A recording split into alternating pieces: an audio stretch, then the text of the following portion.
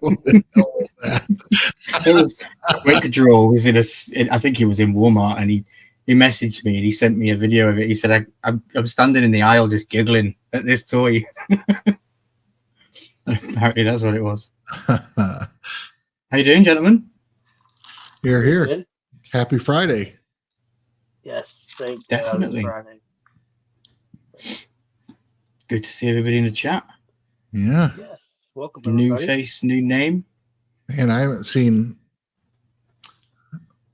Good to see you. Thanks for being here. I haven't seen everybody in a long time. So what's up, Jeremy? Now? Hey, Jay. Yeah, I'm like not even looking at Jeremy. I'm looking around to see what's different and what's changed and I know what's happening in his life in the background. Seattle, Washington, awesome. So I want to say, let's pronounce this. I'm sorry, we're gonna screw it up big time, but Cebuana at heart. I don't know. Cebuana. I don't know, man. I'm sorry, but welcome and thank you for being here. Super excited. Yeah, welcome. This is the Horseman. Not seen our faces around these parts for a while, but we still own a part of YouTube like land that we can partake in. How's everyone doing? What's everyone been up to? We must have really butchered it. Yeah, we must have destroyed it. Yeah. All's good, man. Everybody have a good work week. It's crazy. Yeah, it's been crazy. 9 to 5 is the grind. It's a grind. First off, what's 9 to 5? Yeah. I'm actually on call this weekend, so I've already been called twice since 2:30. So it's gonna be a great weekend. Jeez. So. Damn.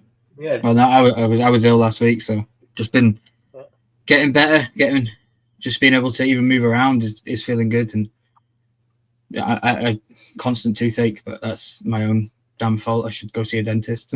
You know, there's only me to blame for that. Yeah, that could help, but I get it. I just don't like dentists. Nobody likes the dentist. But yeah. So I still. What's that, Charles? No, go ahead. I was just gonna say. So I've violated what I said, and I went on and grinded out some Fortnite challenges. I had about 45 minutes. I played a half a game and quit and was like, I don't want to do this. I can't play it anymore.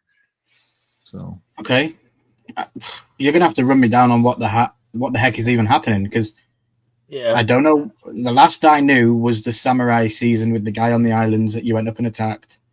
That was it. That was the last time I played. What's changed? Mostly POIs and weapons. That's all. Everything else is fine. But what's this baseball bat that I'm seeing? It makes you run faster, and then it's one of those weapons that you just hate. Because if you're not carrying it, if you're carrying it, you can beat people up, but they don't die. And if somebody else has got it, they'll kill you instantly. There's a whole chart. Yeah, I don't know. There's a whole bunch of different things you can do with it. I watched a video on Instagram today. I sent it to Charles. The guy's running through the train tunnel, and he's like, shoot me in the back. And he jumps into the porta potty, and it takes him up. And then as he comes out of the porta potty, he charges his bat, and these guys jump out of it one by one, and he knocks them off the mountain one by one, like baseball. Yeah. It's actually hilarious. I was like, I need to probably play. Yeah. But it seems fun. It's fun. But look at somebody at the door. Is there somebody at the door? I heard a knock. Hello. It's the 8th of March in Scotland, just because I'm in the future, guys. Oh, you are in the future. Yeah. This week is a week of Comic-Cons around Lexington. So who better to bring on than the man from Lexington? The purple friend himself, Randy. How you doing, brother? What's up, brother? What's happening, Randy? Gang's all here. Oh, he left. He's like, I'm not ready. Hey, how you doing, buddy? Long time no see. I know. Oh yeah. This is like a family reunion right here. Yeah. I know, right? A few other people out there, but this Definitely. is good. Good start. Yeah. And then it'll just go downhill from here, guys. Is what it is. How you doing, Randy? Please tell me you've had that jacket on since the last time you were here. Right? I think he's got a delay. Can you hear us, Randy? Oh yeah, he's got a delay. Huh? Yep. He's got a bad delay. In a long. Hey, Lane, what's up, guys? What's up? Hey, Lane. Yeah, I got a bad delay. What up, Lane? You guys want to see something cool I found when I was going through an old box? Yes, please. Maybe. Oh, wow. What was it? The Rubik's Cubes. I found one of those the other day. Nice. Yeah. I have was mine, like, but Jeremy, is yours signed by Mitchie and by Jeremy? I'm pretty sure I could make that happen. I have a signed Mitchie one, and yeah, but that's like a fraudulent one. Mine's from like OG times. Yours would just be a recopy of a rebrand of a remake.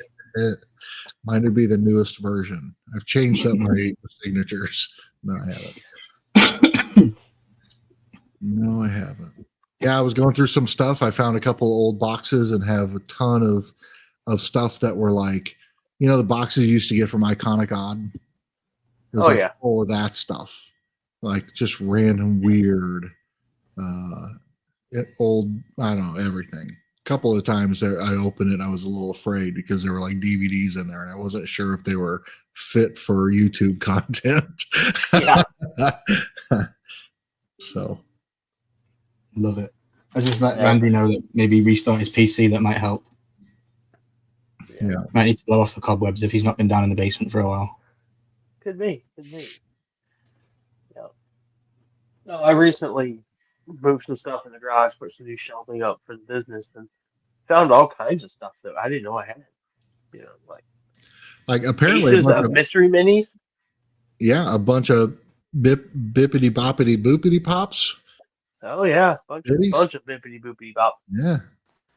So, there he is. All right, how about now?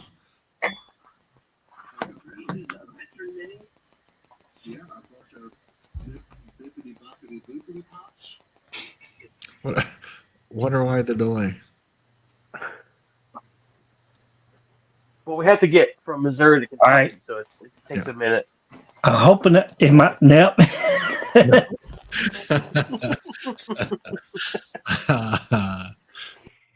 Oh dang! I wonder what's causing that. I've never experienced that before. I spent not in the StreamYard side. It's like he's jumped into the YouTube side. Right. That's and what he's on the 6-second delay. That's what it seems like.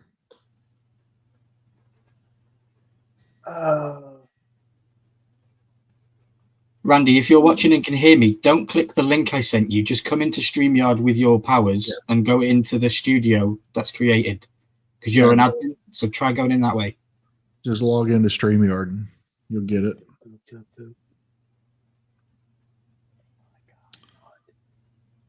So, Jeremy, what's been going on in your life? How painful was it to lose the Super Bowl? I mean, it wasn't painful to lose the Super Bowl. It was painful to lose it in the manner. It looked painful when I watched it. Yeah. I mean, it was painful to lose it the way we did. I mean, hell. Is it a matter of overhyped? Yeah, this is the third year in a row. We won the last two. Like, it's an impossible feat to do.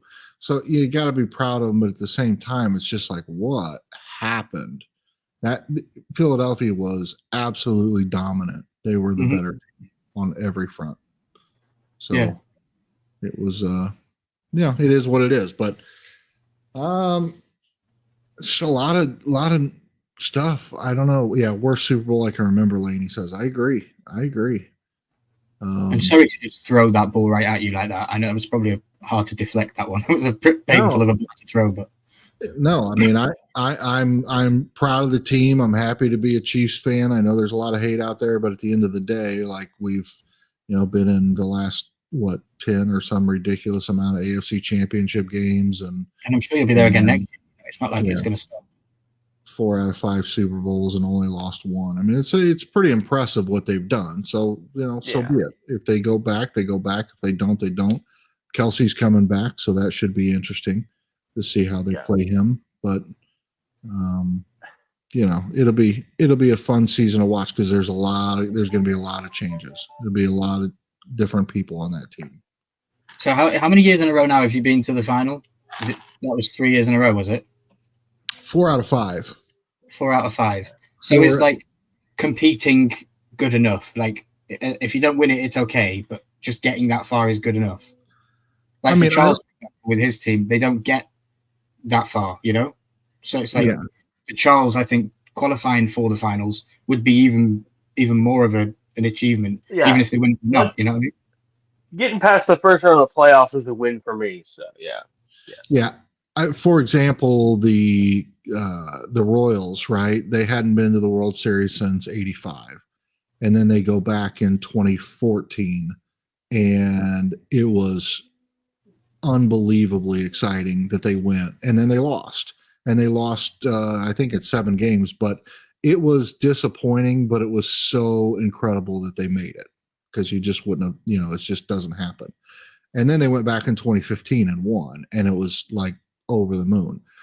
I think we've gotten to the point with the Chiefs that the expectation is win, and that's the only thing. So if you lose, it's just not good enough, right? And I think from a fan base, it's all or none, but from a player standpoint, it's a little bit more like, hey, we gave it our best, and so be it. So I don't know. Are the Chiefs like the highest spenders? Is it the same as soccer over here, where we buy our players and we bring them in and stuff like that? Baseball's that way, but football is not. Football, there's a salary cap, so every team is operating with the same amount of capital. Yeah. Oh, okay. That's strange. Yeah. So then it becomes how do you manipulate the contracts? How do you, do you sign a player for multi-years and give them, the sum might be $500 million, but it might be spread out over 10 years instead of 3 or whatever else. And so you got to really work that cap, and then you got to renegotiate contracts as time goes on, as players get older and things like that. And you get a lot of draft, and you have rookie contracts that are cheap. So the first 3 years we had Patrick Mahomes, it didn't cost us much. Yeah, no. You paid for it the next one. And then we paid for it. Yeah. I didn't realize that it wasn't the same as soccer, where you could just buy and sell players and players went on the market and stuff like that. No. Baseball. Because if when Liverpool win the Premier League, obviously we get a huge monetary incentive for winning it. Like the champions get paid more, they get sponsorship deals, they get TV rights, they get all that stuff. So it's like the lower teams, especially if we have the FA Cup, which is for every lower league team has a chance to get to the big league. They have an incentive to play good and to sign better players throughout the season to compete so that they can win that money. So yeah, it's interesting that you guys don't do it that way. Yeah, I mean, baseball's that way in that's why you see the big market teams win repetitively, like the LAs and San Franciscos and New York and those guys, because they have more money to spend. But at the same time, if your club does well, then you can, reinvest a lot of that revenue stream that comes in from merchandising and everything else, ticket sales, all that, and then spend more on players and so forth. I think the people that own the Red Sox own Liverpool Football Club as well. I think it's the same owners. Deep pockets. Charles, that's funny because you have your thumb like this, and it keeps. Yeah, it's because he's on Apple. If you do like the bullhorns, you get loads of like lasers and all sorts. I think you have to do double bullhorn. There you go. Look at you. And then you can do hearts, you can do all sorts of stuff with it. It's crazy. Or it won't, and you just look silly. Yeah. Yeah. You guys followed this. First of all, shout out RIP to one of my favorite actors, Gene Hackman. Yeah, Love that's that guy. Have you guys been following that? No, I heard that there was a weird, like him and his wife and his dog were found, which was kind of Yeah. weird. I don't know anything about it though. Several days, like a week and a half after they passed, they were found. Jesus. Yeah, Oh, they, okay. they were pretty What's up, Kenneth? they were pretty set in death when they were found. Yeah. So did you see the report today? How that all played out? I read a little bit of it, but then I got busy at work and put my phone away. So what's up, Blaze? What up, Blaze? Heard there's a giveaway. So Giving away your booty, Blaze. So Gene was 95. His wife was in her 60s. And then, so the series of events, because it was very odd that all three, the husband, wife, and dog were all found dead, right? Yeah. And it turns out that the wife was very active and on cameras and responding to emails and corresponding with people up until the 11th, and then everything stopped. And so the thought is that she passed away on the 11th. And it was found that it was due to this rare illness that's caused by that can be passed from animals to humans, and it's from rodent like mice and whatever else. Yeah. And so she got sick, and then as a result of and meanwhile, as she's sick, but before she passes, she had taken the dog to have a surgery at the vet.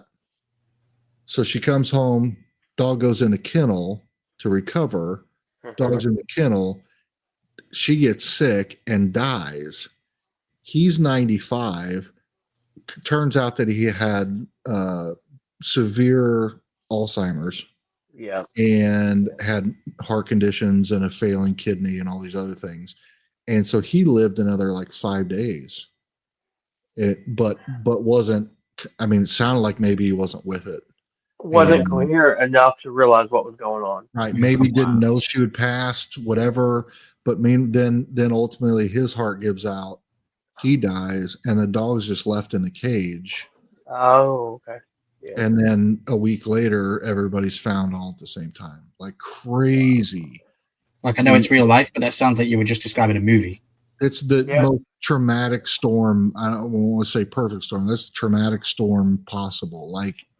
That series of events to happen that way, insane. Yeah.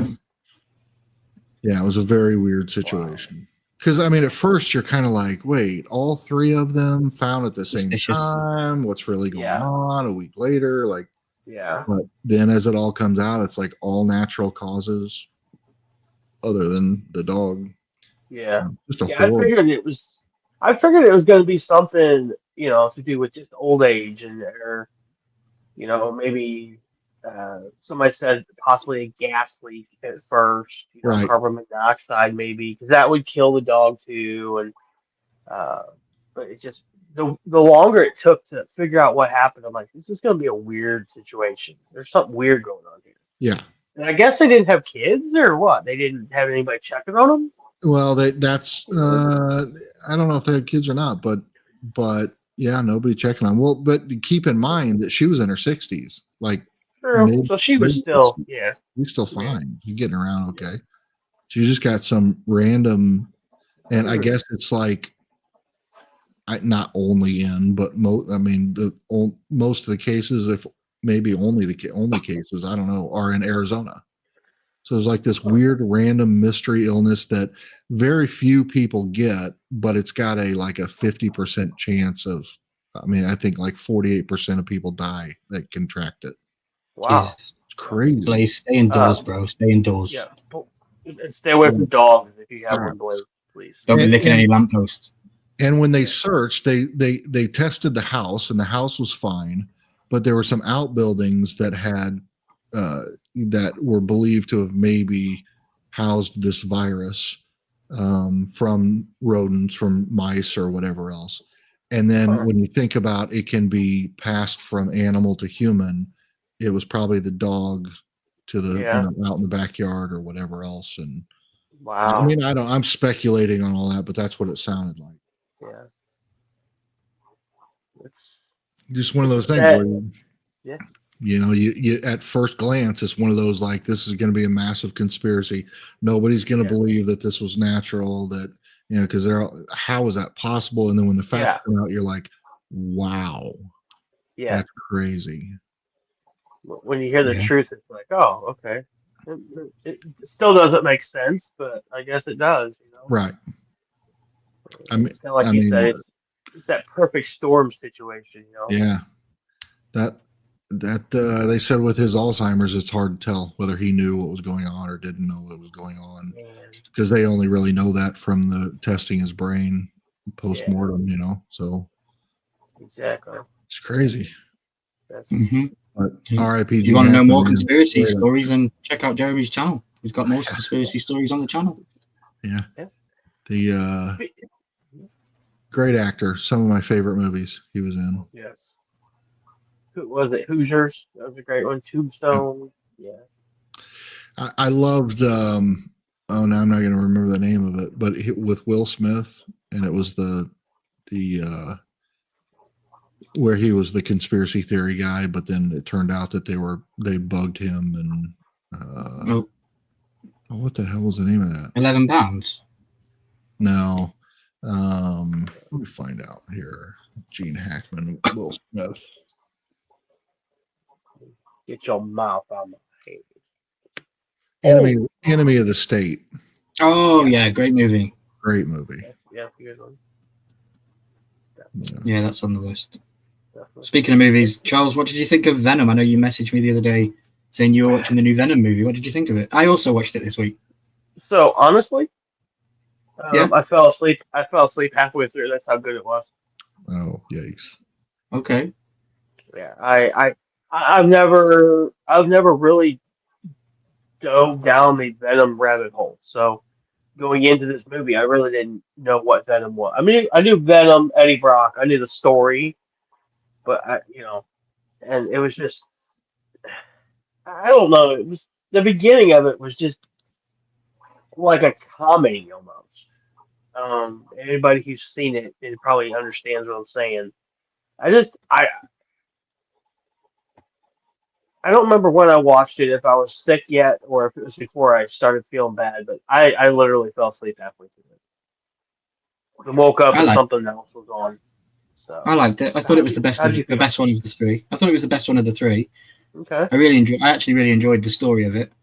It was fun. The trailers did give away a lot, like the horse and stuff like that, but it was fun. I would definitely say this is a controversial fucking statement from me. It's not as good as Deadpool 3. Deadpool 3 was the best movie that I've seen this year on Marvel, or last year, whatever it was. Yeah, write that down, Charles. I've stood on that. I've stood on that pillar for a long time. I've said it was better than House of the Dragon at season 2. I said it was really, really good. It was a great movie. But that Venom movie was fun.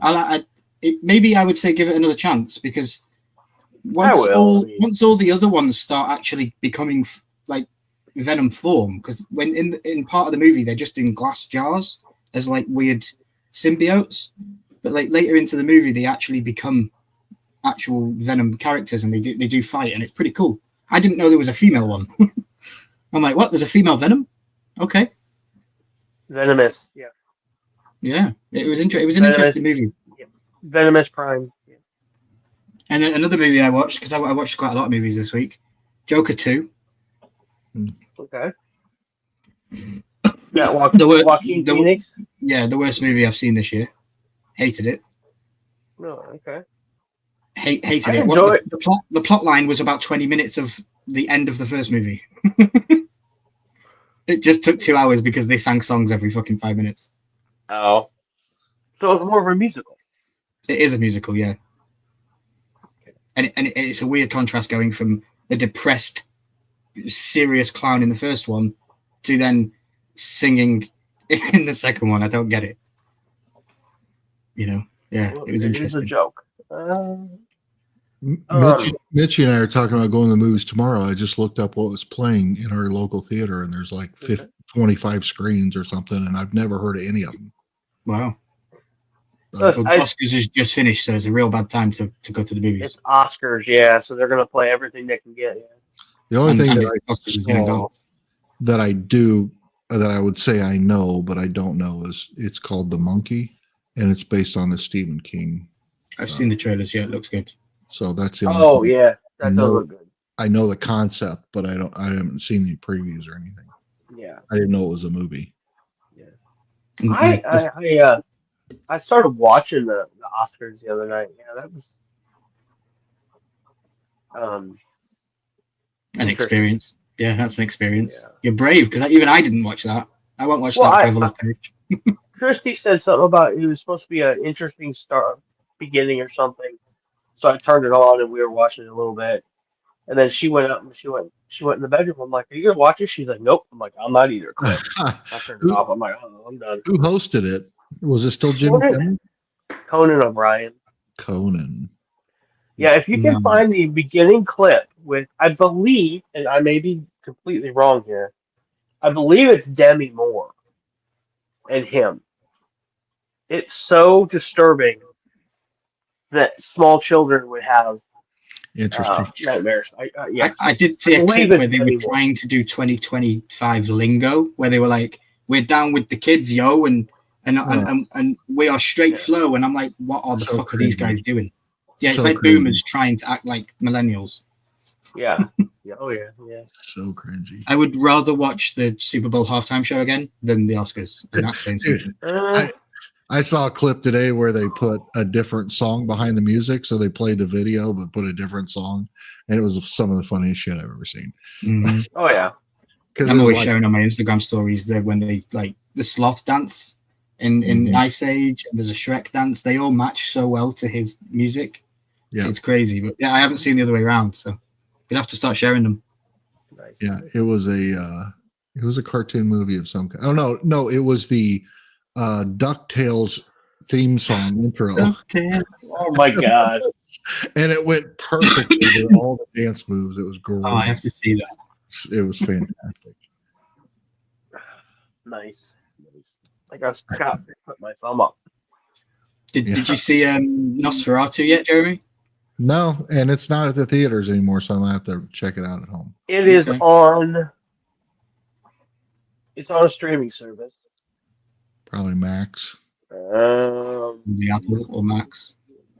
I'll let you know. I'll have to look. But I saw it the other night, and I was gonna watch it and then I was like, "Oh, I'll probably have to pay for it." Yeah. No, it was included in the system. So, like, Okay. I gotta watch that. I'll have to find it. Yeah, I need to I did see a that. review of the movie after it. It was a good movie. I need to be wide awake when I start it, though.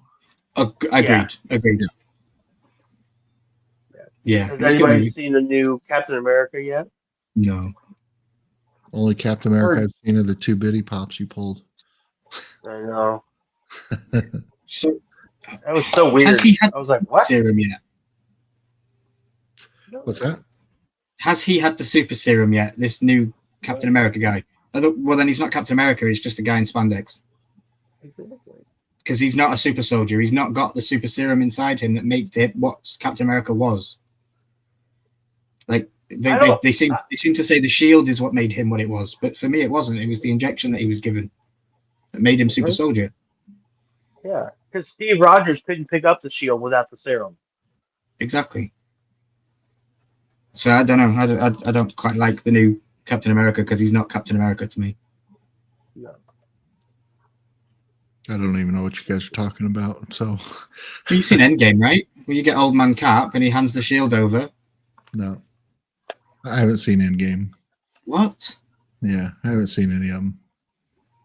That would be an absolutely fantastic journey for you to do one day. That's not true. What's the first one in that Endgame? What is it? Iron Man. I don't know. I've seen one of them, and it was decent, but not my. I don't. Yeah, there's a lot. But it's good up to Endgame, and then it teeters off really bad, and it's been bad since. I think I have a real hard time with movies depicting comics, that kind of thing. Like, I'm not a big fan of any of the DC movies. Not a fan of most of the Marvel movies. I think I just like what I grew up on. Yeah. The imagination of what you believe the character to be. Yeah. Okay. Did you like the Batman movies when they were out, or no? Or like I grew up watching the Adam West Batman, and so yeah. So did I like the first Batman with Jack Nicholson and Michael Keaton and all those guys? Yes. Danny DeVito. Did I like any of the rest of them? Did I like any of the rest of them? No, not really. They went downhill after the originals, yeah, for sure. I disagree. The Dark Knight trilogy is the best Batman. Yeah, but I wasn't a big fan of the Dark Knight. I get that. It's just a whole different movie. It's very dark. And when you grow up on, Adam West and the Boom Pow and all that stuff, it's very more cartoony, comic-y. Yeah. And so to take that dark turn, it's sort of like, the Joker movies the second one you just watched, but that first one even, it's just a very dark take on who the Joker is.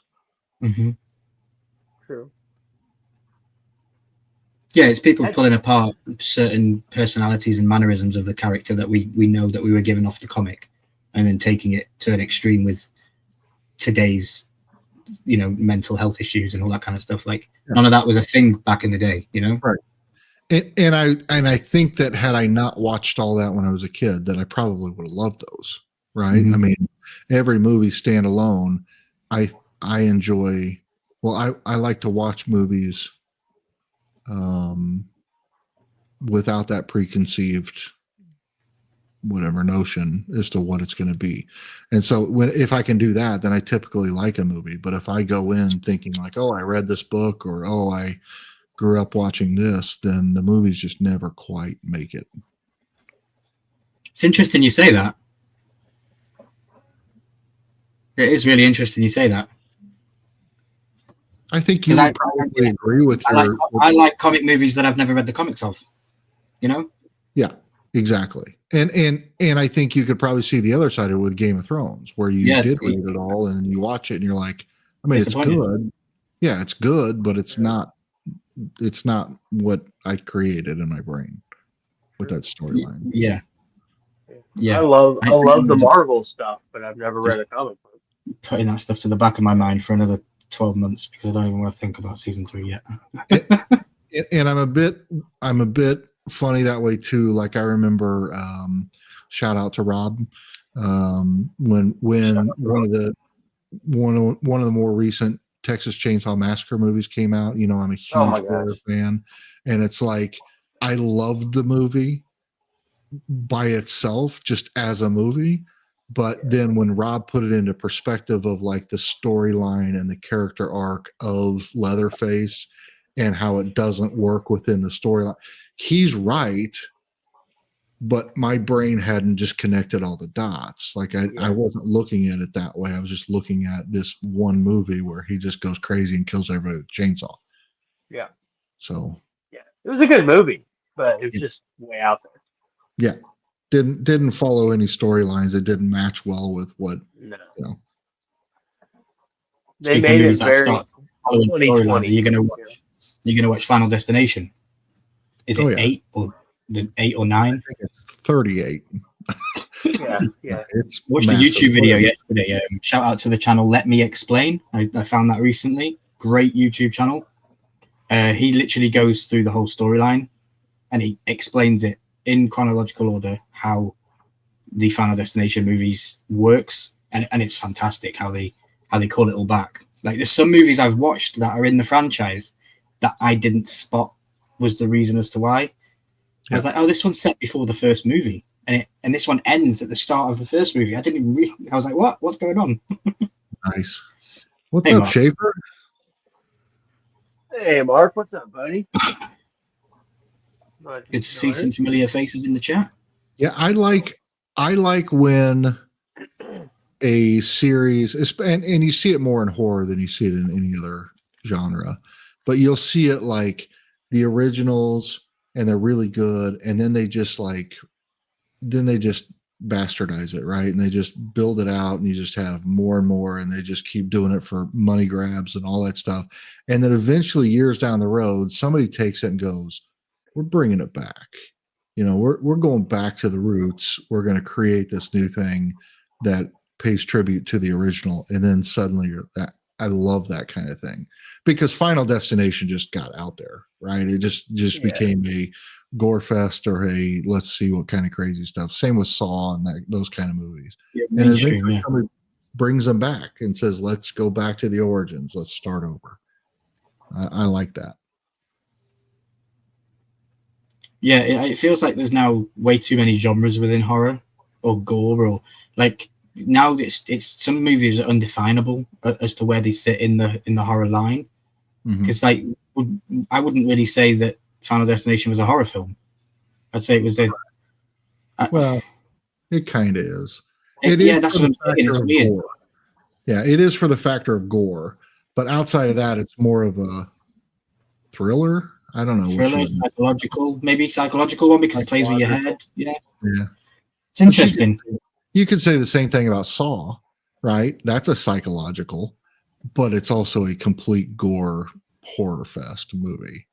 Yeah. They all play with your brain a little bit. I mean, that's the whole point of a horror movie. So, unless you're like the original Terrifier, and then you're just all about how much blood and gore can we do. And hey, PDX. What's up, PDX? Yeah, I mean, there's I heard a knock at the door. Oh, here we go. Did it work this time? Ding dong. Let's make it work. Let's make it work. Is it working? Is it? You tell me. Is it? No. Count to 3. No, damn. I don't understand. What the 1, 2, 3. heck? No. Holy cow. Damn it, man. I wonder what's happening. That was more than 6, I think. I don't understand. Yeah. Blood Saw is so funny. Exactly. Yeah. Right? Yeah. Oh, yeah. Is that the popcorn bucket? Love that. That's fantastic.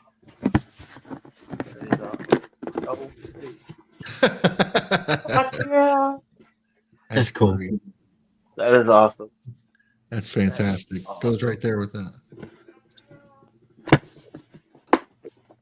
Nice. Crazy stuff we do to ourselves. How many hours do you have in that Tennessee so far? 5 or 6. Not bad. Look at Deadpool. What the heck is that? Oh my gosh. Is that Baby Pool? Yeah, it's a popcorn bucket. That is sick. What in the world? That is awesome. Well, we know where Randy's been, the movie theater. That is cool.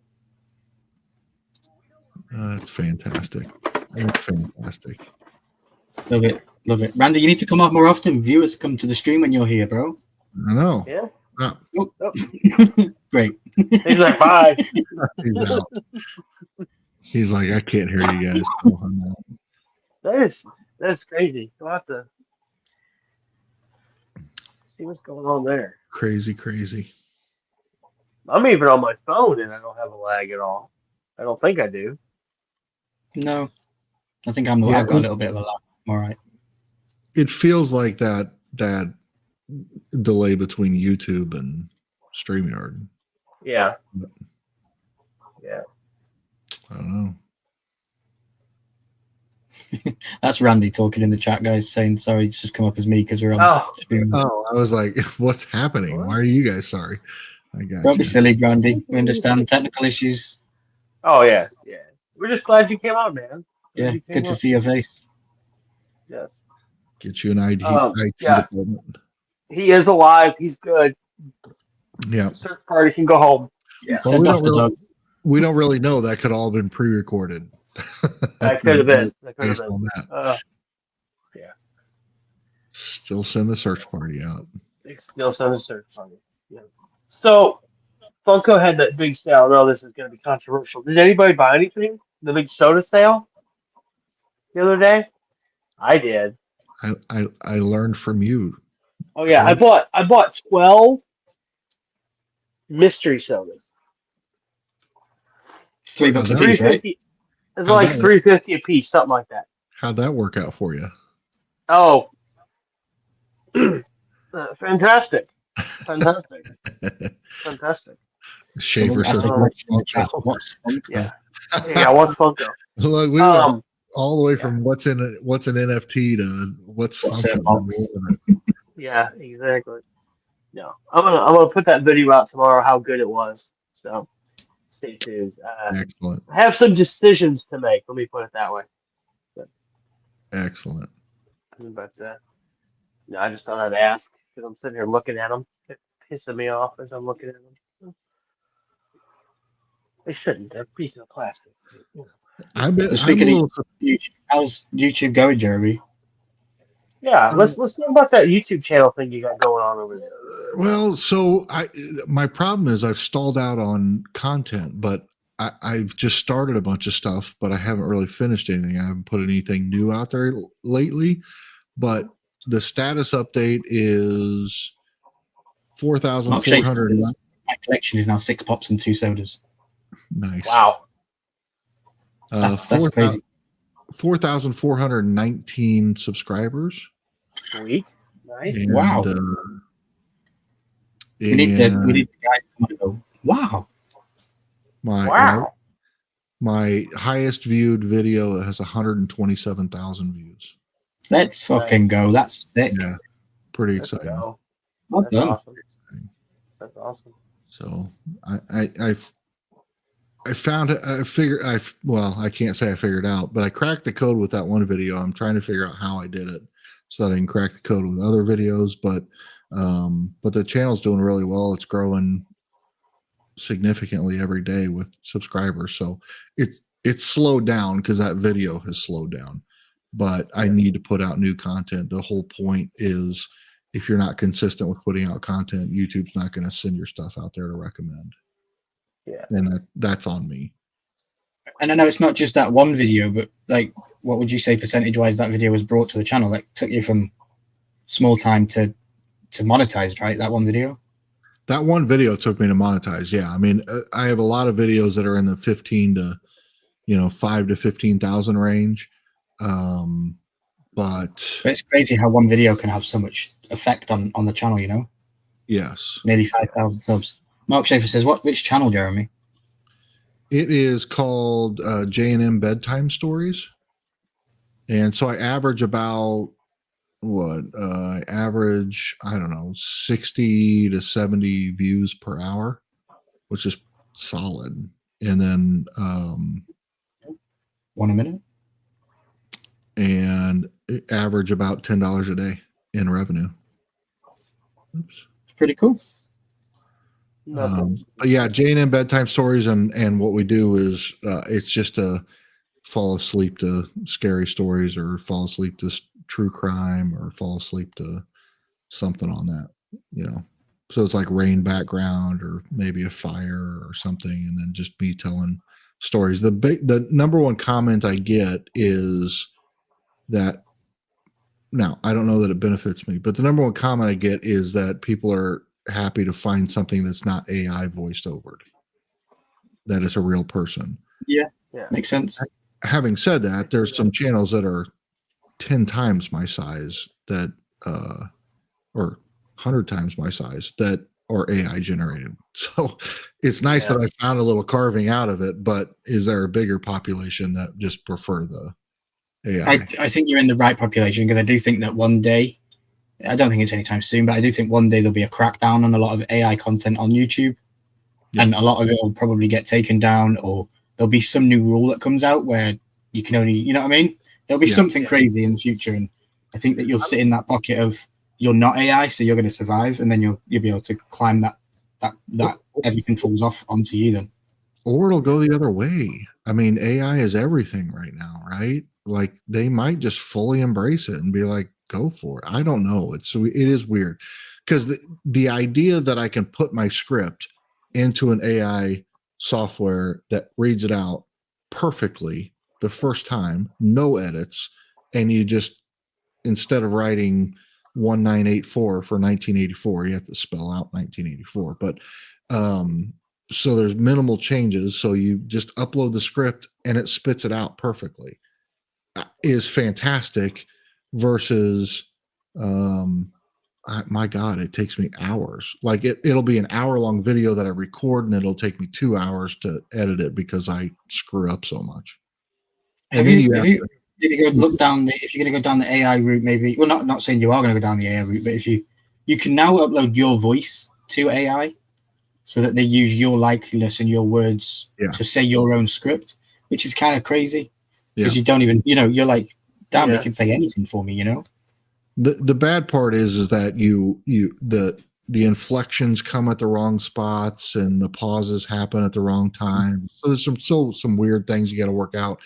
But honestly, after the first 10 minutes, if your video is designed to put people to sleep, then your 15 minutes and longer doesn't matter. I mean, I've listened to stuff. I've been wide awake or woke up in the middle of a video and been listening to it and been like, that doesn't even make sense.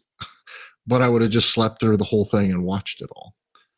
Yeah. So it's such a smart tactic for the algorithm of YouTube to do something like that, because if you can get someone to fall asleep to watch your content, your video is just going to play, and you could be a 7-hour video, and your retention graphs must be amazing because someone just falls asleep 10 minutes in, and then they don't even know they listened to the rest for 7 hours. And it is the number one. It is the top highest paid format of all videos on YouTube. Is the crime stories, true crime, horror stories, scary stories, all that. One niche, That not the click through rate, but the CPM. Yeah, CPM is the highest of any other genre. Wow, it's crazy. Yeah, that is insane. Yeah, because like financial and all that kind of stuff, that's up there. Educational's up there with CPM costs. Yeah, it's mad. It's mad. Awesome. Well done on the channel. I hope that you get to. What's your goal for this year for the channel? 10K. For this year, 10K. Although I think if I start actually doing, I think I'll probably revise that because I should be at 5 by tomorrow. No, but in the next couple of weeks, and then we're in March. I mean, we could be 12 or 13. I don't want to overshoot it, but at the same time, if I start actually posting content regularly, I could see an uptick in it. So, and you don't know. I mean, shit, I got 2,000 subscribers in like 6 weeks in the early stages. So you just never know. Although people with BDIs will already see a play button on display in Jeremy's background. You betcha. You betcha. See if you can find that channel. It comes up. It still comes up. I just renamed it, but it's still there. It pulls up. It pulls up the bedtime stories channel. Yeah, I posted the reselling challenge stuff with Charles, and I get good views again. I feel like it's the old days. Good views for me, and then I do a Game of Thrones edit that takes me 2 months to make, and I get 12 views. It's a dagger in the heart every time, but I do it for love. I think I've been saying that in the descriptions of the videos. Like, I'm going to keep doing these things, whether you guys watch them or not. I've been talking to people in the descriptions of the videos and just been like, I like doing these. I have fun on the couch and I edit them. So I'm going to keep doing them. There's like, I think I just uploaded part 4 and I think I've got like 27 different videos to make for all different characters. And I've just finished the Starks. They are good. If people like the Game of Thrones, you should watch them. I know I'm blowing my own trumpet, but they are pretty good. I do tell a story.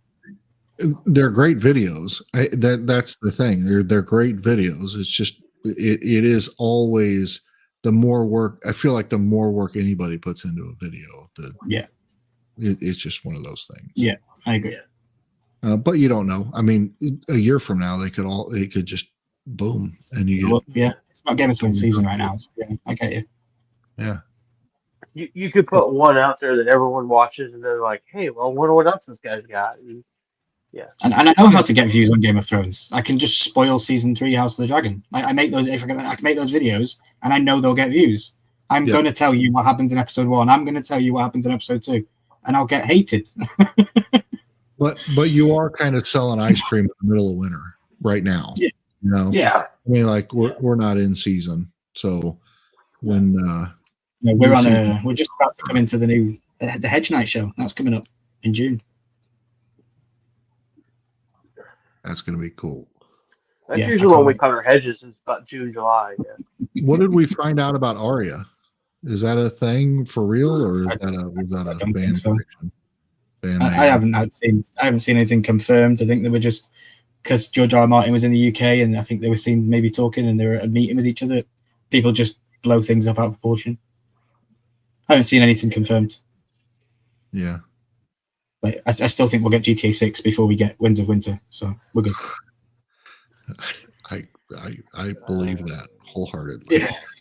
Yeah. That's when we get Winds of Winter, guys. This Ryan Milky 14 channel is just going to be me reading the book. I'm just going to go record me reading page after page. I'm going to read the whole book on YouTube because I've waited so long for this damn book. You just So- start at the beginning and read. Yeah, I'm going to. Mr. Beast counted to 1 million and got how many subs from it? I'll just read. Yeah. So there was a Stephen King was in the middle of the Dark Tower series, I think, and he had an accident, a serious accident, and it kind of jacked him up and whatever else. And then he came out of that and he wrote the rest of the series, and the rest of the series was trash, literally trash. And Right. so you worry that like he gets 75% of it done, and then something happens, and then all of a sudden somebody comes in and ghost writes the last 25%, and you have Game of Thrones season finale. Yeah. That would be my Yeah. biggest concern. If he doesn't shit or get off the pot, or paint or get off the ladder, whatever you want to say, somebody else is going to finish that Yeah. book for him. The book stops. The show stops at season 5, at the point of John at the wall for the watch. I'm being very vague, but for the watch, that's where the books stop. So there's like so much TV show after that we got that was good. That I still would like some stuff to be in it, but some stuff needs to not be in it. And I feel like he shot himself in the foot by having the show come out and giving those rights away. And he's seen the reaction to the ending that was they made, and he might be similar. Because I know he gave them the job if they could tell him a certain thing about the end of the show, and they got it right. And there was the connection there. So I just think he's probably afraid. Like, I don't know. Maybe it will come out once he's passed. And I hate saying that, but that's probably what's going to happen. As a writer, I don't know, because I'm not one. But to me, it would be difficult. I feel like it would be difficult now, having seen your work put into vision. So like now I'm trying to write something that somebody's already done, and I have that influence in my brain, dragging me away from the storyline that I could be creating, but I can't because I can't get this out of my head. I get it. I mean, I'd be in a bad spot if I was him trying to figure it out. Yeah. I don't know. It's depressing, but we'll get there one day. Yeah. One day it'll come out. Somebody brought up Mr. Beast counting to 1 million. Did you guys watch Beast Games? Yeah, I did. Loved it. It's pretty solid. Loved it. That was really good. I'm not a huge Beast fan, but I love that show. That was really I liked good. I loved how it just made, I mean, you just sat and wondered every episode, like, what would I do? Yeah. It's so. Yeah.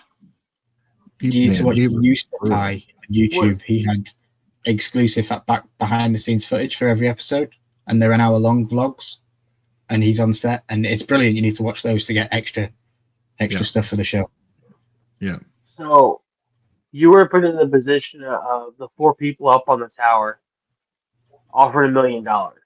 Would you have taken it or kept playing?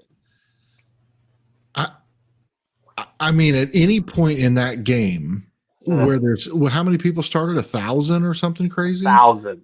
So 1,000 people start the game, and the top prize is $5 million. If at any point in time they offer me $1 million, I'm taking it.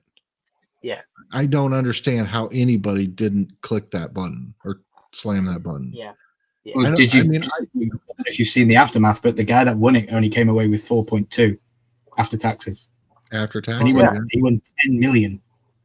Yep. And he came away with 4.2, which is pretty crazy. So if you took $1 million, you're going to come away with what? 400,000. It's about. So then it's worth staying in the game. Usually, it's 50 to 60% you're going to take home. Yeah, you should get about 600,000. Yeah. Okay. Yeah, so then, then you've got to weigh that up in. Like, if you're playing beast games in the UK, and this is what he should do next season, he should move it away from America. I'm genuinely serious because of the tax that comes from it. If you're going to be good to your contestant, put it in a place where they get lower taxed. And I don't know if it'll make any difference when they bring the money into the country when they go back home, but it's still. I mean, the guy still walked away with $4.5 million, right? So exactly. Yeah, but it's just the promotion of the show. The biggest, he gets the world record for the $10 million prize fund. But nobody ever won $10 million. You know what I mean? I mean, he did, but yes, I get your point, 100%. Anywhere else in the world, if it's not taxable or if it's taxed at a different, in a different way. We all watch Squid Game. She goes to the end and sees that 336 million in the bank. It's not tax deducted. It's there. Right. That's what they were playing for. Right. So yeah, it's just those little things that production wise, it's like, oh, that bugged me. But great show, loved it.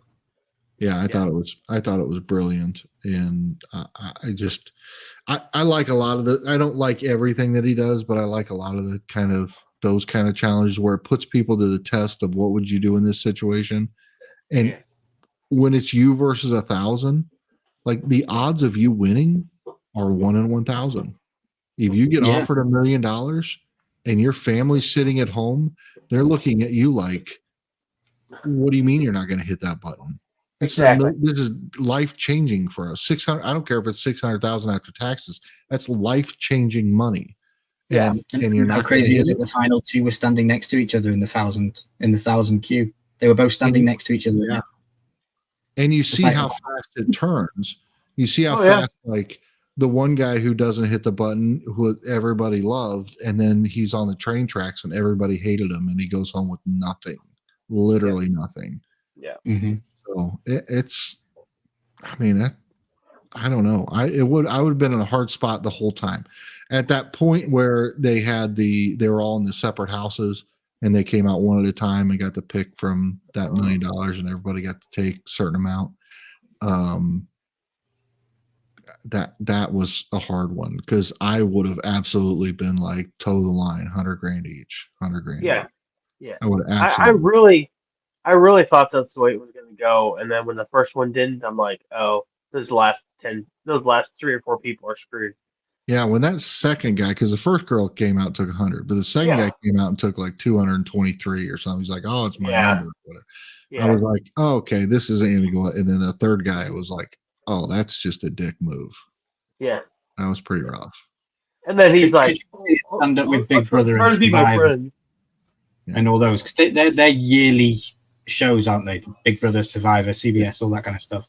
Could you see the Beast Games rivaling those and being a yearly show? I think I've already heard that they're working on a second one. They're bringing it. Yeah. But like Big Brother's season 57 and Survivor's 46 or something. Like it's crazy, isn't it? How much they've got the backing and the support of the network. Yeah, it just depends on where the money's coming from. I don't know what the show as a whole generated. So depending on, I mean, it's not unfathomable to think that it was probably one of the top rated shows to watch. It probably brought in hundreds of millions. So for a $10 million prize pool, it's probably not crazy. Yeah. But maybe it'll go the other way and Big Brother and that'll go to Amazon and go off you know what I mean? Yeah. But who's really putting up that money? I mean, is Jimmy putting up that money or is the network putting up that money? He lost like 200 million or something. I think he put up the money for the first one. Yeah. I just don't know if that's good point. Be the case moving forward. If you were going to make that an annual series, I don't think he could come out of pocket for that. No, I don't think he could do that every year. No. Yeah. And then he's obviously got a battle as whether it's his show anymore. Because if he's the one doing it out of his pocket, that stays true to the original Mr. Beast way of he was. Whereas if it's an Amazon show and he's just the host, like Howie Mandel from Deal or No Deal, and he's just the host, then I don't think it'd still feel the same. So, and it's interesting because Charles has never watched Mr. Beast videos. He doesn't like watching Mr. Beast YouTube, but he loved Beast games. And Jeremy, you've watched a lot of Mr. Beast videos. Yeah. I feel like it was a step up from his YouTube content. You could definitely tell there was a big step up. Because I've seen every Mr. Beast video, and all of them are high production and really good. But this was just another level. You know what I mean? Yeah. I mean, there are videos that Mr. Beast does that are similar in a singular challenge. Like if you do these things, then you're going to win this, but it's one guy or two, whatever. It's not people competing against each other, or there's all these people competing against each other, but it's still only one event. Like you can't leave the circle. Yeah. Don't take your hand off the wall. Right. Yeah. And I think what catches me on most of those is because he brings in all these other, streamers or people that I know, like Laser Beam or whoever, and except I can't stand iShow Speed. I was going to say iShow Speed. Lachlan. Yeah. Lachlan, those guys. I mean, when he brings in all those guys, it's fun to see because you're like, oh, I know that guy, and but at the same time, you're kind of like, well, those guys don't need the Ferrari. Let somebody else. But I think a lot of them are pretty. I don't know. I've liked most of his videos, but I'm also probably a bigger Ryan Trahan fan. Yeah, Penny Trade was really good. The Penny was great as well. I was shocked to find that the Ryan Trahan Penny challenge is on Amazon. Yeah. I was shocked to see that. It was interesting to see how another platform took YouTube content and monetized it another way. Because it's a free series on YouTube, but it's on Amazon as well. Yeah. Weird. I like his stuff outside that Penny series too. I mean, I love the roots of that, but when he gets into I visited all the 1-star hotels or 5-star, whatever. I took bad reviews. Yeah. Karen said the floor was wet. He goes to the hotel, sees the floor's dry, and goes, "Karen, you're wrong." Right. I mean, and he's just he's so awkward that it's like a lovable awkward. That's what I like about him. It's because he's just not just because he's called Ryan, no. Not only because, but that's a big part of it. Yeah, exactly. I thought so. Got to show love for the Ryans, of course. Definitely. Speaking of Ryan's, Ryan Meetup on Instagram are having their second annual meetup. I think it's in Boston this time. Check it out on Instagram. If you are called Ryan, check it out. If you are not called Ryan, you are not allowed to check it out. Sorry, but it's an exclusive club. I've even got it written on my arm, guys. So just like a stamp. Yeah. Nice. Okay. It's the worst tattooed choice ever. I don't know. I got clowns on my arm. I think I did it when I was 16, and then I remembered I loved Game of Thrones and thought, okay, that's my savior arm. So I'll get a whole Game of Thrones sleeve one day from wrist to shoulder. Yep. Find the right artist, man. Oh yeah. Well, I know a good artist. Charles, I need to ask you about this. I know, Jeremy, this is going to go way over your head. But Charles, how shocked were you when John Cena turned heel? Jeremy, I don't know if you know how much of an experience, how much of a big thing this is. John Cena turned heel. He's never been heel in his entire life of 25 years of wrestling. It's the biggest thing in the history of wrestling that people have always wanted. And he's never done it. And he did it last week. He kicked Cody Rhodes in the balls and teamed up with The Rock. Yeah. Charles, what did you think about that? Honestly, I kind of expected it because why else would he have been out there with The Rock and Cody at the same time? Something was up, And I don't know. It's just another turn, another twist. I've seen videos where kids are throwing other John Cena stuff away and all that. And I'm like, Send it to me. I'll resell it. Come on. Here's my address. I gotta be this British guy in this challenge thing. No, I don't know. I kind of saw it coming. Just the way they were acting and everything, and In the I moment, we saw it coming, but like, before we got to the elimination chamber, it was a. He's on his retirement tour. He's been wrestling for 25 years as the biggest good guy in the entire industry. He's made more Make-A-Wishes for children than any other star in history, not just wrestling, football, everything. He's done the most. And then this week on national TV, he kicks the biggest babyface in current wrestling in the balls. Like, for me, my jaw hit the fucking floor. I couldn't believe it. I was messaging you, like, oh my God, what's going on? It was insane. Yeah. There we go. Guys, that's our wrestling talk today. I know Jeremy is completely out of the blue. I'll drink to it. I got one more thing to say. Go for it. I got one more thing to say about wrestling. Just pray for Mommy. Yes, I'm very upset. Mommy lost. If she does need any consoling, my address is down below. Be in the anywhere you want. It's in the description. Just click on it. Yeah. You gonna deal with Buddy afterwards or before or? Yes. Yeah, yes. You've got Buddy Murphy to deal with as well, her husband, the big ginger wrestler. No, Jeremy, if you don't know, Rhea Ripley lost the title on Monday Night Raw. A very shock defeat. They've been advertising Rhea Ripley as going against the winner of the Chamber at WrestleMania. And then Rhea Ripley went against Io Sky on Monday night and she lost the title. Very, very interesting. They don't do this usually. No. So, I think I think the whole thing sets it up like you said, though, for the three-way women's match at WrestleMania for the belt. So yeah. Or it could be even four-way. Jade Cargill comes out there, makes herself put into it too. So, damn. Remember, we're still live. Remember, we're still live, and you're talking about four ways with Rhea Ripley and Jade Cargill. I know. Guys, if you are listening, the links are in the description. Yeah. We'll have to do a day, Jeremy. We'll have to get you on a WrestleMania night and just react to WrestleMania. Not watched it in years and just throw you in and say, right, it's on Netflix. It's free to watch. Yeah, see what you think.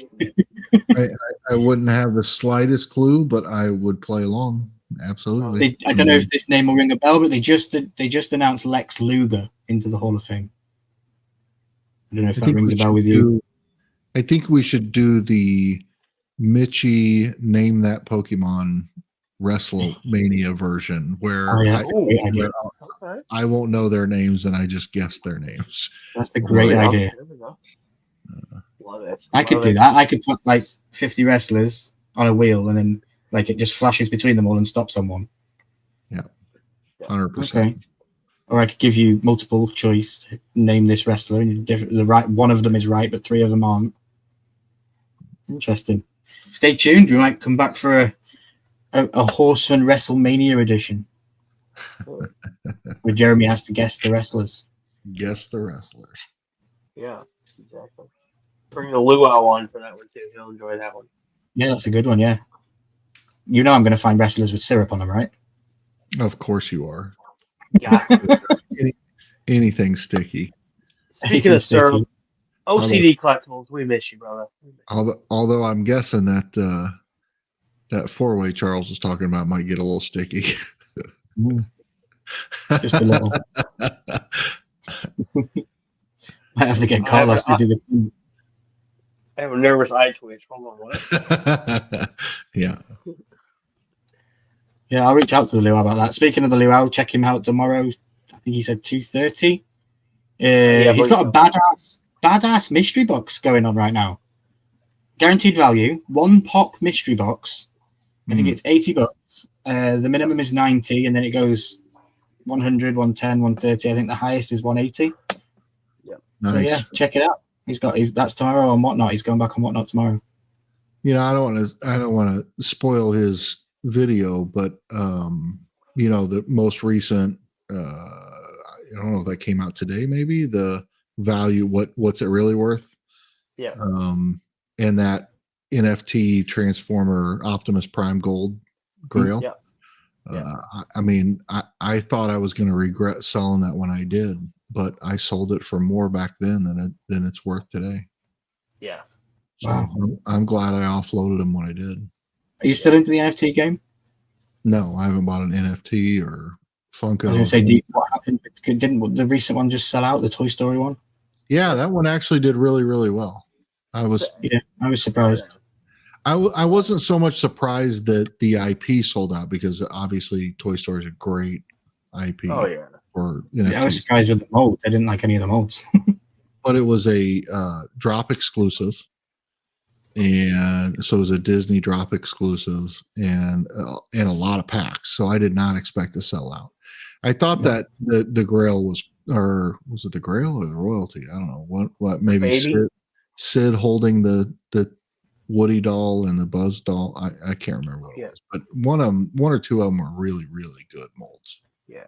The baby head was the Grail, I think, and the other one, I think the other one was Royalty. Sid is Freddy holding Freddy Buzz is Sid. and Woody. Yeah.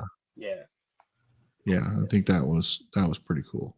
Now, unfortunately, I got out of that game a while ago when it became clear that we had that 5 years ago. I guess it was 4 years ago. We had this whole push towards the metaverse, and everything was going to go virtual, and we were going to have these goggles, and we were going to do this and that, and people were buying land and buying NFTs and artwork and all that stuff. Like, that was everything. It was a huge deal. And then when crypto winter came, then all of a sudden it's just like everybody was just like, okay, yeah, well, we didn't, never mind, we're not going to do that. Yeah. And it just hasn't been a thing ever since.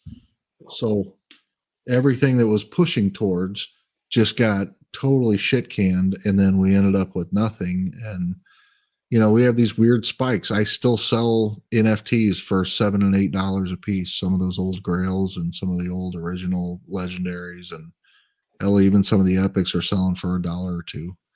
So I mean, you can still get money out of them, and Lord knows I had enough of them. Yeah. Well, I guess they're finally going to open the Drop Arcade this month, supposedly. Yeah. So we'll see how that works out. The benefit for me is, because that's happening, people are going and buying up old stuff for that purpose, which is just to get the numbers. Instead of me holding on to everything to see what's going to happen, I'm just like, this is the time. Got to put it all, list everything, get it out there. Charles, you still got your wallets? Yeah, I don't even know I don't even know how to get into them anymore. Did you sign in with Google Sign In? Maybe. I don't remember. It's maybe see if you can get in, because I might see if you can get into any of them, because we might do a series for the reselling challenge. We might do a digital week.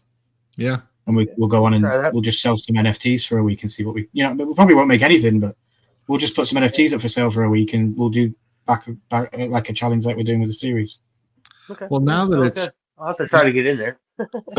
now that it's on drop and it's USDC, that's so much better than Wax, because Wax was very volatile. It would go up and down. Whereas USDC, $1 is $1. I mean, it's just. Oh yeah, I probably wouldn't even be able to take the money out. I'd just, if it says I earn $20 in there, I'll just put $20 in that fund and go, okay, that covers that. Balances the books. It's possible. I was playing on a online casino the other night, an offshore casino that you can only get with cryptocurrency, and I used it wasn't Stake, it was a different site, but anyway, I put in like $200 worth of just old shit. I converted all to USDC and I put it in there, and I won like close to $2,000. Nice. And I thought, well, that's great, that's fine, because you'll never be able to cash it out. And so I tested it by cashing out 1,000, and within 10 minutes it transferred to my wallet. I cashed it out and transferred to my bank account, and I made the money. It's like I was shocked. Nice. So getting crypto out, USDC specifically, is very easy. So if you do sell some stuff, you can convert it to cash pretty easy. Yeah, no, I think that's a good idea. Because I've got loads of old Max token heads that might be worth something. I've got an army. I've got an army of them. Because they don't use him anymore, they might be. They might be worth more. In fact, I haven't even looked. Because I have all that in a different wallet I haven't opened in a year. I have one of every Game of Thrones card, one of every House of the Dragon card. Yeah, like even after they redeemed, I just kept the whole set. Yeah. I have 84.76 wax in my atomic, which is a whopping $2.26.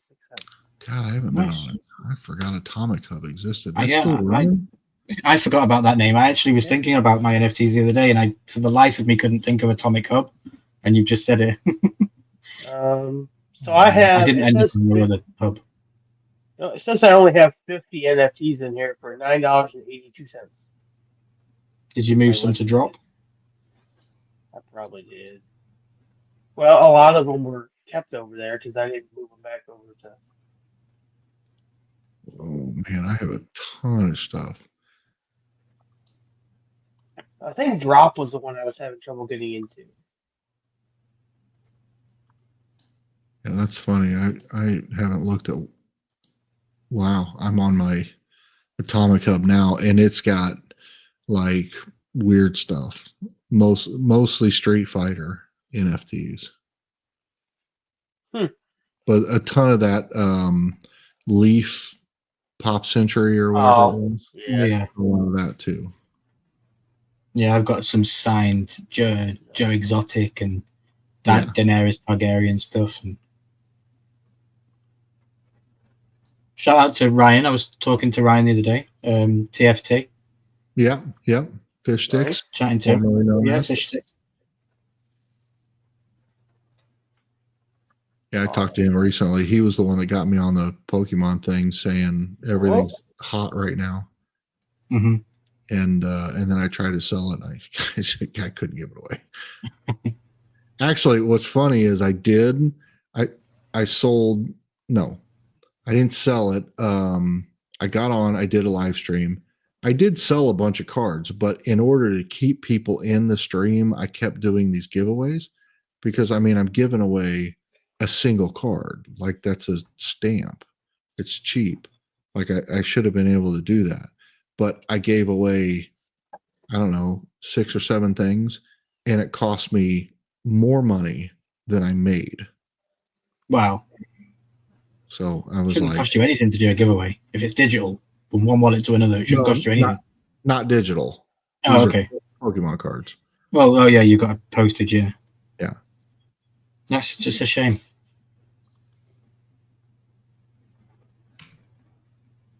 I don't know. I went into my wax. I've got 0 wax, but I never really held anything in there. I've got loads of NFTs though. I can't get into drop for some reason.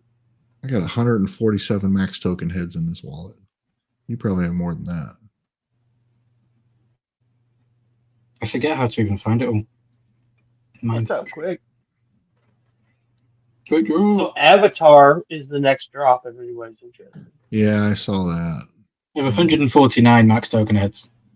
149. Okay, you have 2 more than me. Nice.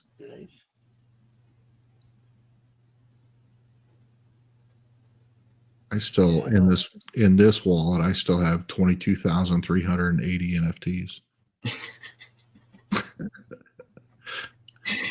We could open a Bible in the future, a bloody library in the future.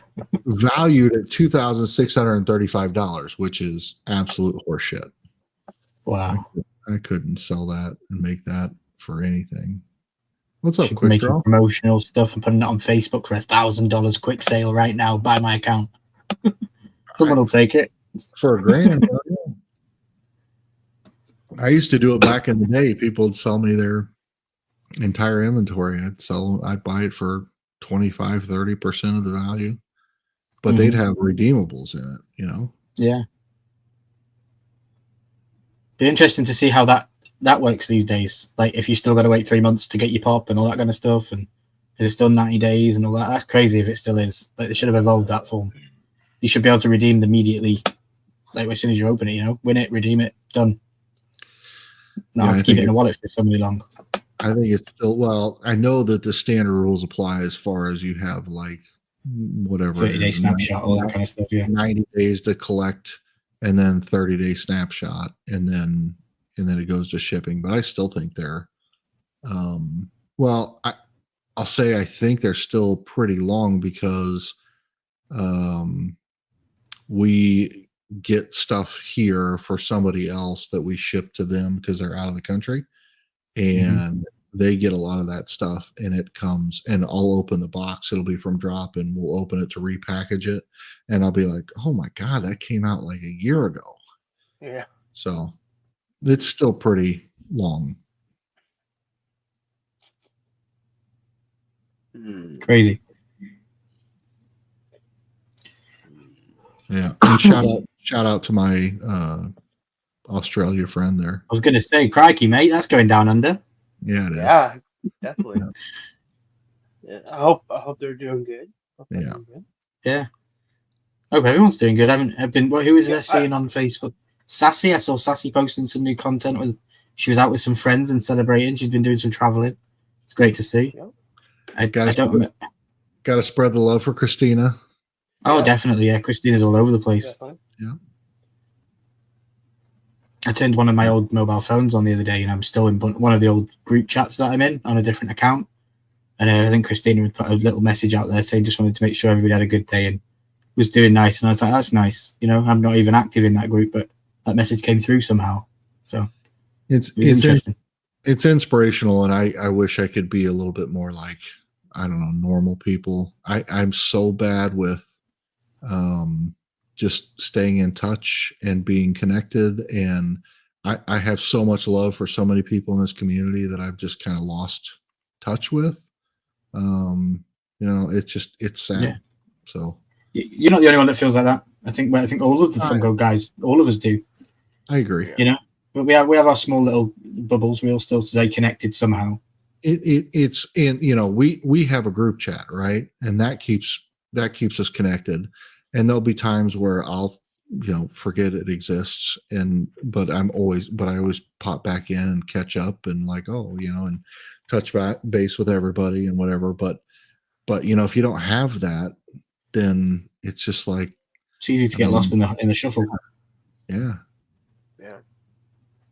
I mean, some of my favorite people on this planet, I've met through this whole journey, and really haven't stayed in good contact with them. So that's on me, but much love to all of you. Yeah, I hear that. I'm the same. I posted a picture up the other day. I was really ill. I think it was the one I put in the group chat. Yeah. I posted it on Instagram, and I said, you know, Instagram is usually the best parts of people's lives.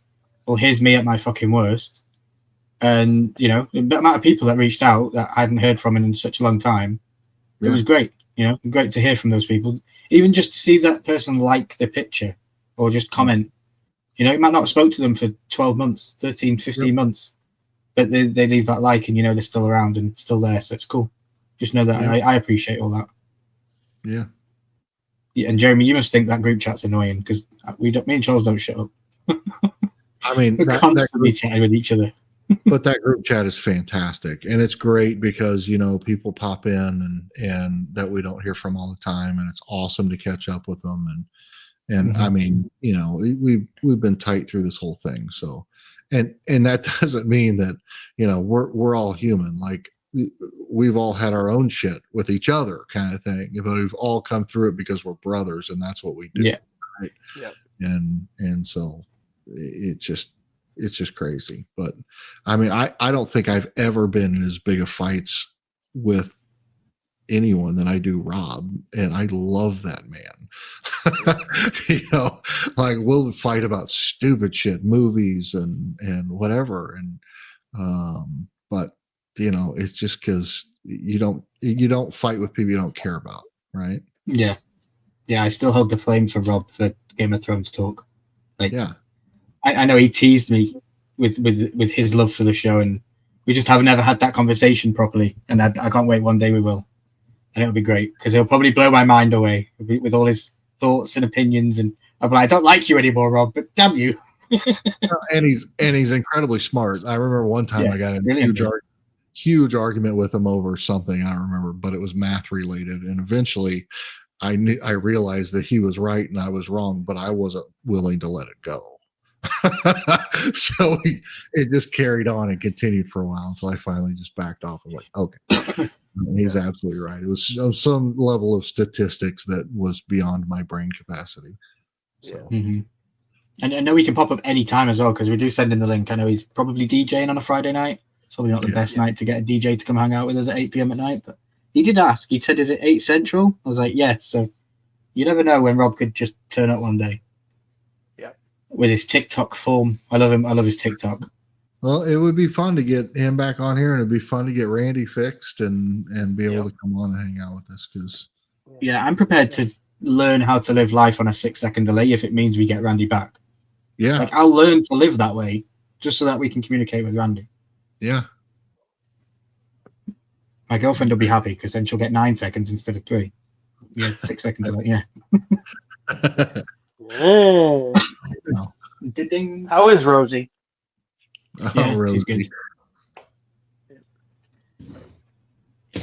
So how many, Jeremy, have you seen Prison Break?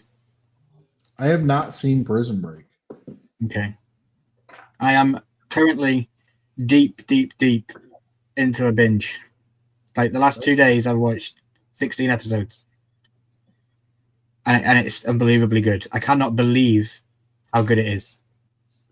I've heard it's fantastic. I just haven't done it. Yeah. I highly recommend it, and I'm loving it right now. I'm regretting like not doing the YouTube stuff with it, but I just want to sit and enjoy a show. I tried Severance the other day because so many people rave about fucking Severance. I'm sorry, I can't watch it. It's so weird. It's hard not to turn everything into a YouTube video. I still struggle with it. Yeah, I really do struggle. That's why I did the wrestling stuff, and I just haven't even got that off the road yet. I will say I forgot to make this announcement for the 6 people watching, if they have any interest. We are booking. I got to make sure it's still available. We are booking our revisit to the Sally House. For my birthday weekend. And I'm thinking if we post a video or if we do any live streams, it'll be over on the Bedtime Stories channel. I think. Can you both please wear GoPros on your chest? Just POV GoPros the entire thing. GoPros, we talked about those Nest cameras where they're motion activated but it just all depends on the Wi-Fi. GoPros would be easy to do. GoPro, just you and Mitchie have a GoPro, and then you can just cut it. You can edit it so you get everything. You know what I mean? As long as you get both people's perspective for the whole event. Yeah, for the whole time, it's just running. Nice. I don't care if there's a thing in the corner, as long as if it's attacking you, it's going to be on your camera. You know what I mean? If it's in the corner, it can stay in the corner. Right. We had this whole debate the other night about whether or not. If we just went, because we were talking about, are we just going to go and enjoy it and try to do it just for us and just not make a video out of it, not make a thing out of it. But then I got to thinking like, oh, I mean, maybe,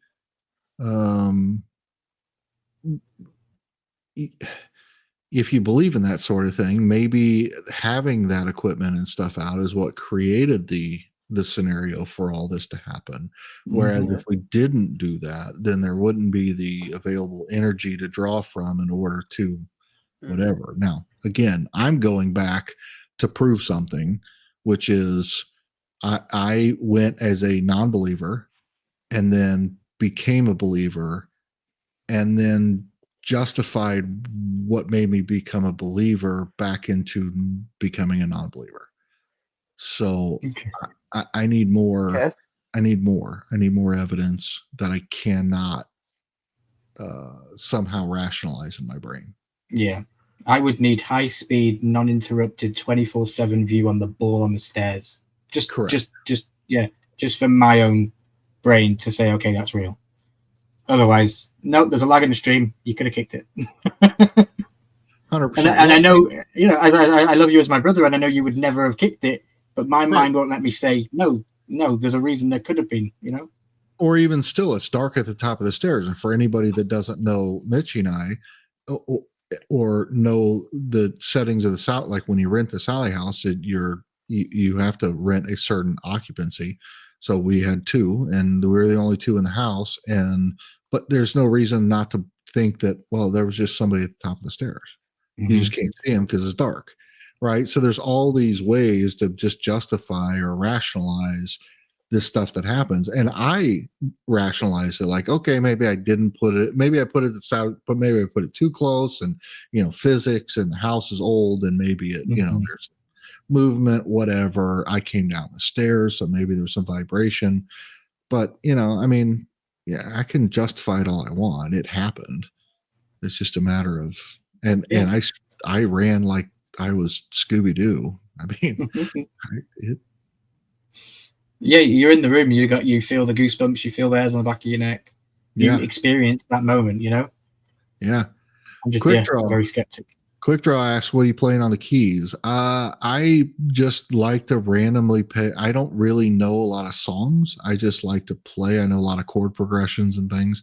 So I just kind of randomly play stuff. I've been painting a lot. I've been playing a lot of music. I've been doing a lot of stuff to kind of get the creative juices flowing. A lot of my getting out of the Funko and the collecting and all the things that I was doing, just kind of left that empty void. And the thing that I've always thought of myself is I'm a numbers guy. I'm in sales. I do everything in business is numbers for me. But really what I've always wanted to do is be creative and play music or paint or draw or do whatever. And so I've decided, obviously, I got to keep doing the one thing for my employment as far as earning money. But the artistic side has really been fun to explore lately. Nice. Mm-hmm. And you can find his work on. It is out there. If you go look on my channel, you can find it if you have eagle ears. It is out there. Yeah, it is out there, and there's a couple paintings out there floating around. Not great ones, but not bad ones. You know, I don't really do any of it to sell or anything else. Like, I just was jacking around and painted Pennywise on a white canvas. Nice. I don't know if you can see that or not. But, yeah, I can. Yeah. I just maybe Quick was looking for a person for his band. I know he plays in a band. Yeah. I mean, I play piano. I play guitar. I play. Mark Schaefer says he's got one. Maybe a painting of yours. Schaefer's got a painting. Yeah. He does. He does. Too. You got one too? Yep. Yeah, I bought it at the last. I knew we sold. Canada's Dark Haunted History. Welcome in, Canada. Dark Haunted History. There you are. See, go check out Bedtime Stories. Need a drummer. I'm not gonna be able to help you on a drum. I can keep a beat, but I can't fill. I'm not a great drummer. I have really many times. You can ask Mitchie. I've been talking about getting a drum set for a long time, but I would just be obnoxious in this house. You would get divorced before you even got married. Absolutely. And you guys would come over and teabag my drum set, and it'd just it'd be a problem. Do not touch me. Could you imagine Big Easy sat at the drum kit? That'd be crazy. He'd show up for sure. Yeah. Hope he's doing good. Hope we'll see him on Wednesday night next week Tuesday or Wednesday night next week for Let's Chat if everyone's around. Yeah, I should be around when it looks good. So yeah. Even got one from Mini Jeremy. Yeah. How's Bailey doing? How's Bailey doing? She's great. She's awesome. She's in middle school and still killing it. Still dancing. Still killing it and dance and doing her thing. It's it's pretty fun. There's dedication. There's a girl that goes to the same school as my Amy's kids, and she's in there. She goes to the city to go to dance school because she's good, and the dedication on it is crazy. Because you see her walking down the street and she's doing practice ballet dance things down the street. And I'm like, kids these days, man. I was knocking on people's doors and running away and hiding. Right, facts. Yeah. Yeah, she's doing great. It's good. And, yeah, we might think about, and I'll just throw this out there now since we're all here together, but we might think about a way. I really don't know what to do this year, but we got to do something for F cancer. So I'm going to put some thought into that. We still have a lot of pops, but we're getting into the either personal collection or gifts and things we got from people, which I think most people, if I reached out to them and said this is the cause it's going to go to, would be okay with it.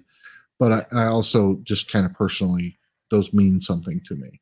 So does the F cancer event. But so I don't know. I'm a little torn because I don't really have the inventory to do a full on F cancer like we've done in the past. Well, the scene isn't the same as it used to be. You know, when you first did it, it was peak Funko, wasn't it? Everyone was around, everyone was involved, everyone was excited. Now you would struggle to get 100 Funkos for an auction, you know. And part of me was drawn to doing it because of the people coming. I mean, as much as I want to give, I can give, you know, to the cause, but having, you know, everybody come and hang out, all that has always just been really freaking special. That's the special moments. Yeah. I still remember you getting slapped in the face with a tortilla. Yeah. Still to this day, remember it very vividly. Like, I think that was the first F cancer. No, that was you were both first or second. You were both standing behind the bar. Yeah, that was the last one. She went for it like it was. She was on the baseball hockey. She went for it. Yeah. I don't even remember what house we were in for the first F cancer. We were in the other house. Yeah, you were in the basement. Yeah. You were in that new house. Yeah, that's right. I remember. How did the stuff go with your son that you wanted to do father and son games and stuff like that? You mentioned that last time we spoke. He's been up in town a lot lately, but mostly because once he got his first tattoo, he's been obsessed. And so that's what happens. Yeah, you get the bug. Yeah. So he's getting a bunch of tattoos right now, or he keeps coming back up to the same artist, getting more. Remind him he's only got so much real estate. I know, right? And he's young. You run out fast. He's got a whole life, and he's going to change his mind, so he's got to slow down a little bit. Stay away from the face and the hands. Everything can be hidden with a shirt. So, like, I sent him today. 5 years ago today was the Mentos and Soda challenge, where we did that, and he was instantly replied back and was like, "We have got to get some recordings done. We've got to do this." And he's freed up. He's not dating anyone now, and he was pretty tied into a relationship for a long time, and so it limited what we could do when we got together. But now it's kind of like it's time. We could do some crazy boys on the road. And he's right into the sunset. Yeah, he'll be 21 this year, so he's not 12 anymore. I can legally go to Vegas now, right? Yeah, I can legally beat him now, and he can beat me, and we're fine. So, back to our brawls at Jeremy's house. Yeah, I mean, we can do the. We used to watch Bell Life a lot, and Bell Life did a lot of stupid stuff. Yeah. Laney, I am not into the NFTs anymore. No. No. Yeah, no, me either. I have a couple. They still hold on to my beloved Max token heads, but that's about it. I have a really cool collection. I'll sell you for $1,000 though. Yeah, like these are personal collections. I'll never leave my personal collection, like Game of Thrones NFTs, and you know they sit up here and they just sit there and waste and wither away, and one day they'll be heirlooms to my kids. Do you still have No.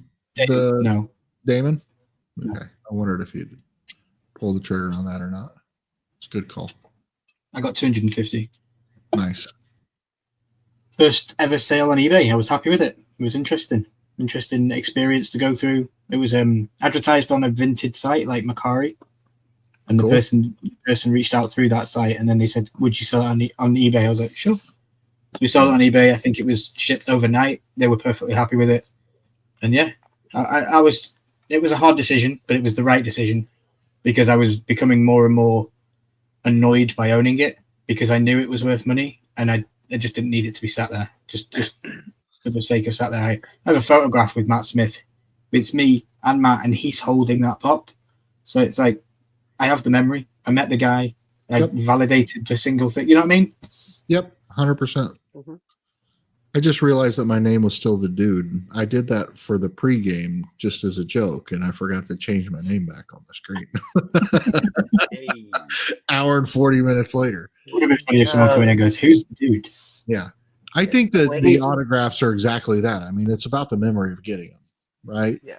To me, that's what it's about. I say this like a flex.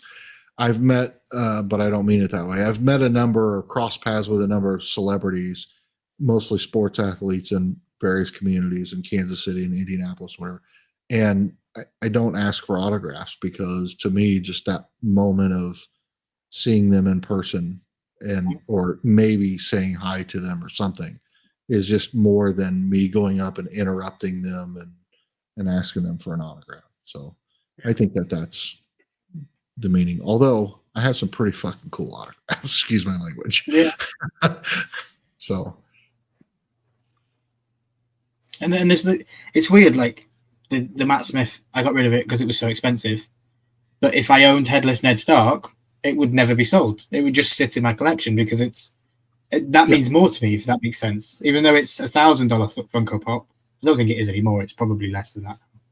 Yeah. But like the Grail of Game of Thrones means more to me than a signed Matt Smith pop. That was still a great pop, but yeah, just interesting. Oh, I forgot. Thanks for this. You're welcome, Mark. I'm glad we could hand that to you on a silver platter. Ooh, yes. That was a dirty silver platter too. Our left tackle is no more. He's gone. So, although he was a guard and playing left tackle, so Joe Tooney. Yeah.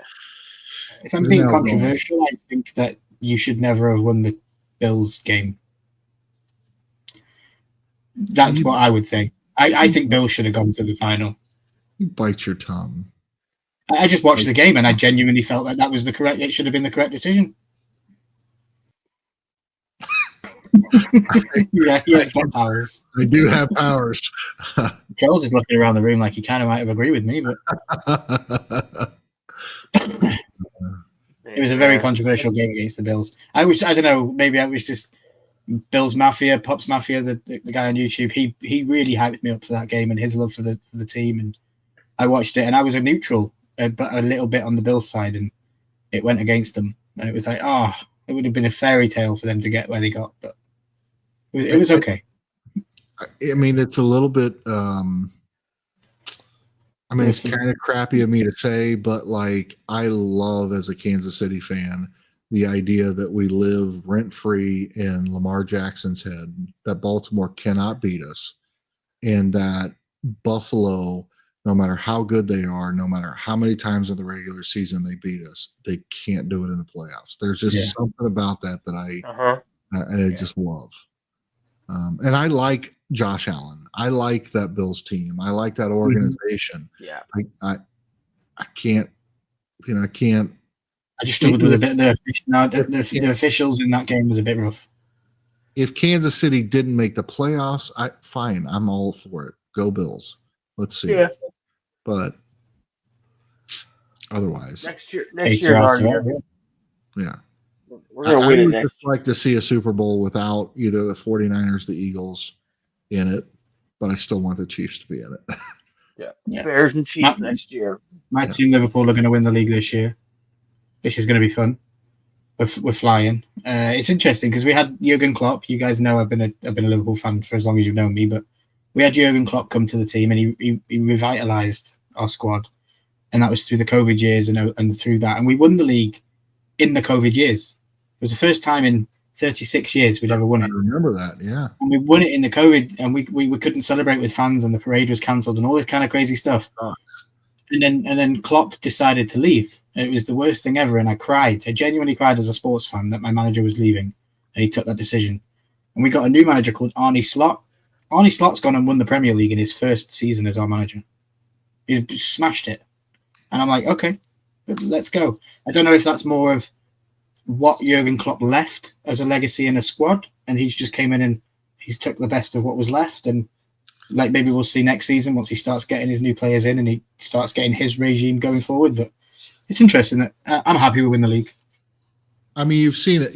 We see it all the time, both ways, where the build-up that somebody left behind is so good that the other person couldn't fail if they wanted to, and then we've seen it where somebody else comes in and just destroys it. You know, I mean, I think when Jimmy Johnson left the Cowboys in the '90s and handed over to Barry Switzer wasn't a great coach. I don't think, but he won a Super Bowl because he had that team. Right. Mm-hmm. Yeah, through the 80s and 90s, Liverpool's rival Manchester United had Sir Alex Ferguson. He was that good. He was knighted. He was their manager for 27 years. He left. Man United became the biggest football club in European history to 15th in the league. They were the best in the 80s and 90s, and now they're fighting to stay up. It's insane. Yeah, how because they lost their manager and now they're going through.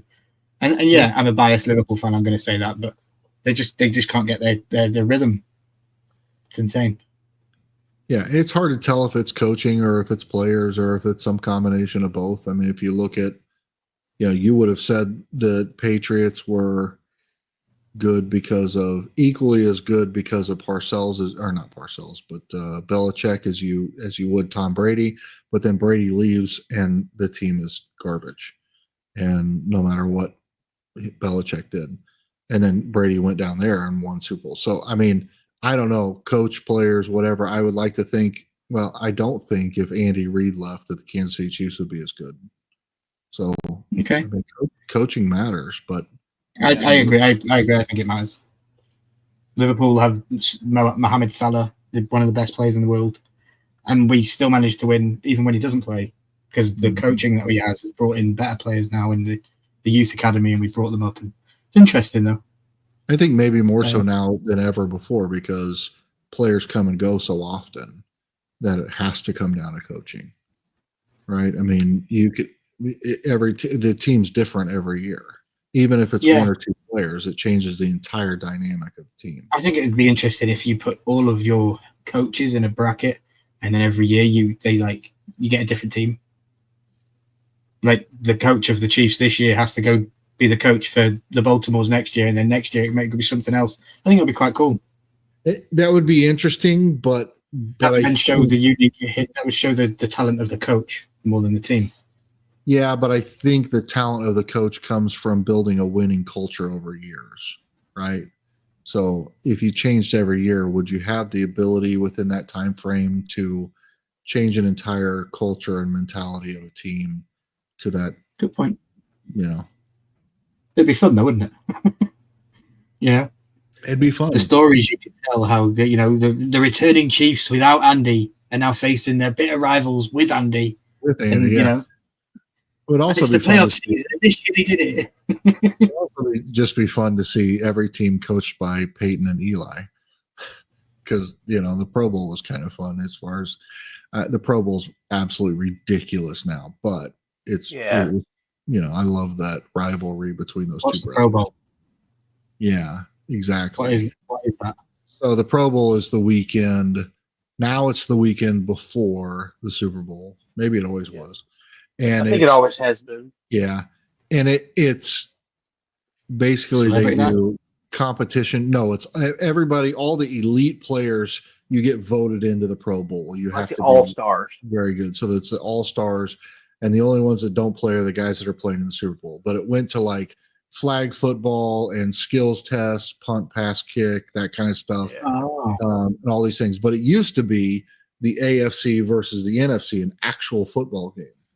Yeah. And it was great because nobody really wanted to get injured, so they didn't really hit hard or play too terribly hard. So it would be like the final score would always be 68-73. It'd be crazy. Right. It'd be ridiculous. But some people got injured, and then it was like, well, we can't risk injuring our star players over the Pro Bowl. That means nothing, so we got to turn it into this. Interesting how I know about the Puppy Bowl, but I don't know about the Pro Bowl. That's crazy. Yeah, I don't know how you don't. That was I've seen the Puppy 3 times. Like the dogs with the on the it's insane. How about the Bud Bowl? Do you know about the Bud Bowl? The Bud Bowl, yes. No, I haven't seen that one. That was good. I don't know if they still do that or not. Probably not. I was finding out the other day about tailgates. Like you guys did. I didn't know what a tailgate was until I watched some Super Bowl vlogs, and I watched those, and I was like, okay. I mean, if you ever before the main piss up, if you make it here to where I live, I will take you to a Chiefs game if it's in season, and if the game starts at 3:25, I guess it's a home game. It would start at, well, maybe you could start at 3:25. There'll be people there the night before, but the parking lot opens at a specific time in the morning, and people will be tailgating from like 6 o'clock in the morning. And I've been to games in my younger past when I partook in fun stuff that I would be so drunk I wouldn't remember the game before I even went to the stadium. That's crazy. Yeah, like it gets wild. I've been to a couple of football grounds. I literally sit down 30 minutes before kickoff in my seat, and that's me. Oh no. You take like grills and things to cook on, and you put them out there, and you put your charcoal in, and you light them on fire, and you cook your food all morning, and you smoke meats, and you do all kinds of stuff. Oh yeah. And then when you go into the game, you just leave it there in the parking lot until it cools all down, and then you can load it up after the game. And see, that's the difference between freedom, guys. In the UK, we would get some snot-nosed security guard who would come over and say, "This is against the health and safety regulations of the car park. Can you please leave, or the police will be called?"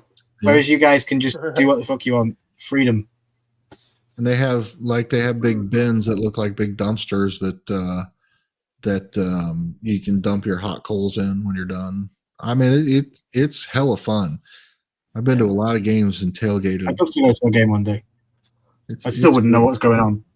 It's good times, but you got to be careful because you can get a little sideways before you ever make it in the stadium. Yeah, I watched some UK guys go over and do the Super Bowl, and I was shocked that they were paying like $425 for a jersey in the store. It was like you were getting a pint of beer, or it was like a special Budweiser bottle, and it was like $32. And I'm like, Jesus Christ, that was insane. Yeah, tailgating in Philadelphia, I have to imagine, is wild because the Philadelphia Eagles fans are insane. Insane. Yes. Did they have a parade this year? I know that you guys said you weren't going to do one this year because of the events of last year, but did the Eagles do a parade? They did something. Yeah, they did some. I think they did. Yeah. Cool. Yeah, the day before the racing parties. Yeah, Mark Schaefer says they did.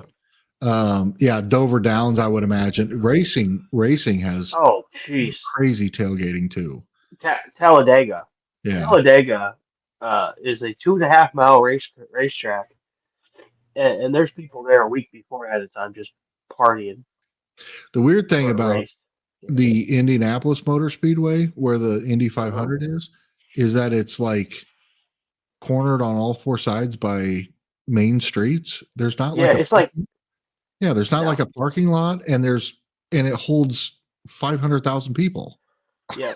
It's like, where they park, and you would just rent your front yard, and people would park. You just rent your front yard out for people to park in. Yeah. Wow. That's crazy. But years ago, Dad said that they went to Indy. They didn't go to the race, but they knew somebody that lived around there. And they rented their front yard out, and they would pay their mortgage in one weekend. Yeah. Just by letting people park in their front yard for a year. Yeah, it's crazy. Their mortgage would be paid. All right, okay, cool. Park. I remember we were charging, this was in the 90s, early 90s, or mid 90s. We were charging $400 and $500 a night for a hotel room, but it was a three night minimum. So it was $1,500 just to rent a room, and then that included nothing else, not your flight, not your anything. It was crazy, expensive. But fortunately, I lived on 16th Street, right down the street from the Speedway, and I was lucky enough to go a couple of times. Nice. Yeah, I would love to go to Indy, Daytona, Bristol, maybe even Talladega, just once. Yeah, just once. The Kansas I've been they- to Chicago. I've been to St. they own Louis. circle So tracks. So the Indy 500, it's a 2.5 mile oval, or 2.5 mile track. yeah, So like you see it's them like go a D almost. Yeah. yeah. So you see them go by, and then they turn the corner, and then you just wait till they come around the other corner. But like at the Indianapolis Motor Speedway, it's a mile oval or mile and a quarter oval or something, and the grandstands are huge. So wherever you sit, you can see the whole track. You can see everything. Okay. You're watching. I'm more of a Formula One fan. Yeah, and the I like the Indy bends. was an open wheel race that came out with the Brickyard the years that I was there, but the open wheel cars, I mean, that's some crazy racing because you even barely touch each other. You're destroying those cars. Yeah. I used to love racing. I can't do it anymore. I've never watched American racing. Not the one where they just go in a circle. I've watched Formula One in America, but that's different. Yeah. It's a different track. And Well, bikes. NASCAR left and right last weekend, so you would like that.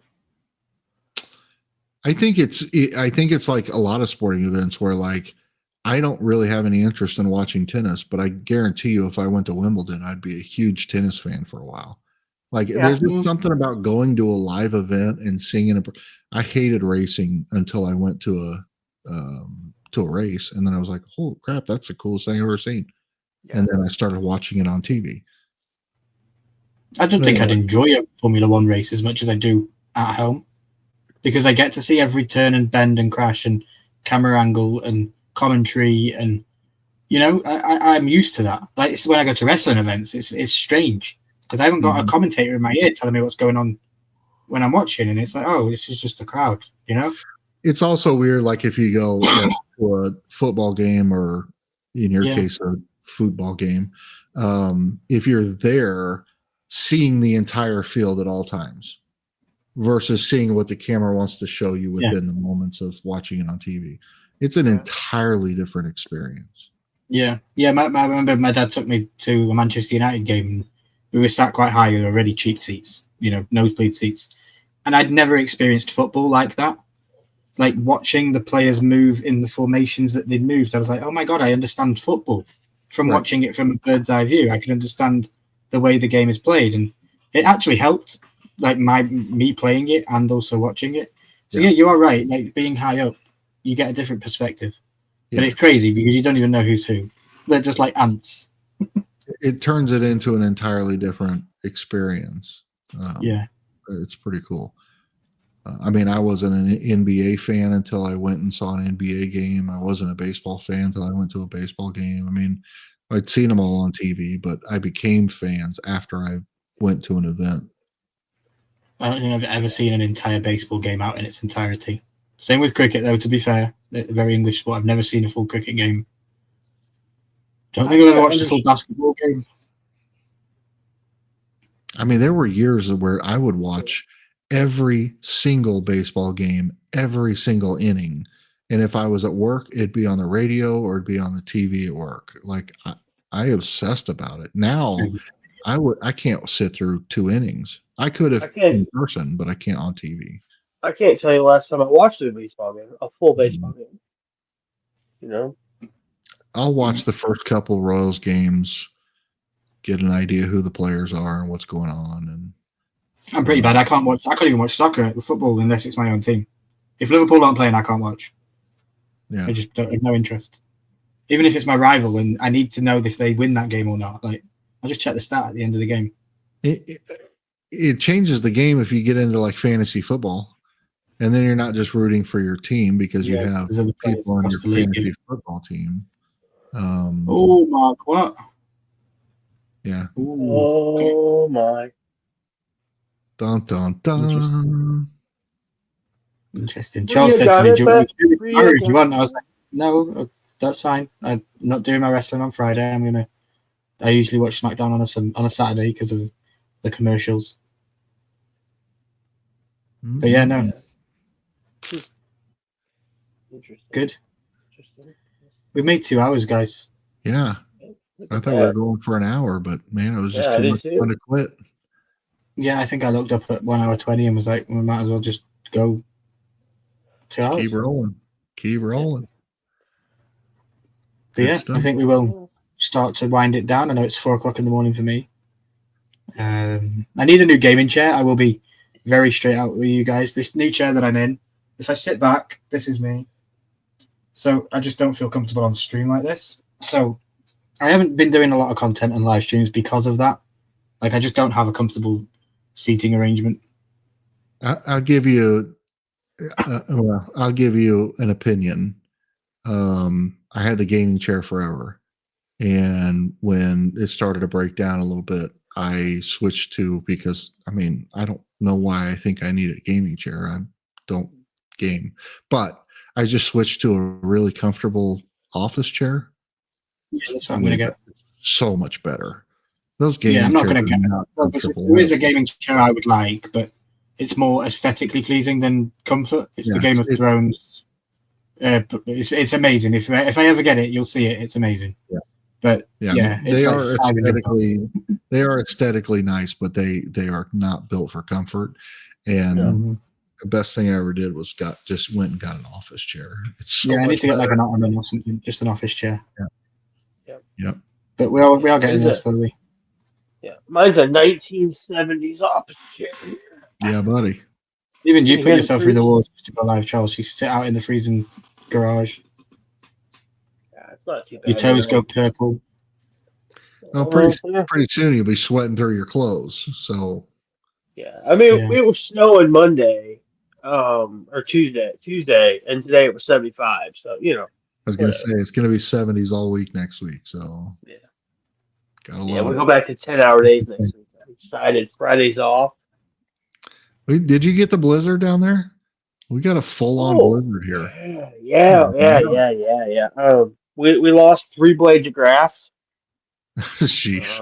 Couldn't find it. Yeah. Dude, we had roads shut down from trees falling over. We had 50 and 60 mile an hour winds, not gusts, like constant. Constant. My car was a freaking brick of ice in the morning. We didn't really get the blizzard snow ice. They had us go out at 3 a.m. and coming back from one end of my route, going back towards our shop, a wind gust hit my plow truck and sent me from lane 1 to lane 2 without me realizing it. So I got back in lane 1, and then it sounded like my doors were gonna pop off my truck. They were both going. That's crazy. I'm just going. That's crazy. Dude, I meant to tell you, and I'll make this story quick, but last time we went down to Texas, we were driving down there, and it was kind of bad weather, and it was that freak weird when it snowed like down in Texas and Oklahoma and all that. Right. And we're driving down there, but it hadn't really done any. There was no weather at that point. But we're driving down there, and it's like, when you get down towards Texas, it's pitch black out. There's no lights, no cities. You're just driving in the dark with your headlights on. And all of a sudden I see this weird kind of orange glow off in the distance. And I notice it's getting closer and closer and closer. And then I realize that there's this vehicle on the road that's just fully engulfed in flames, or so I thought. And then as I got even closer, I'm like, holy shit, that is spraying out fire and sparks everywhere. And we finally get up to it, and it's a plow truck with blades solid on the ground.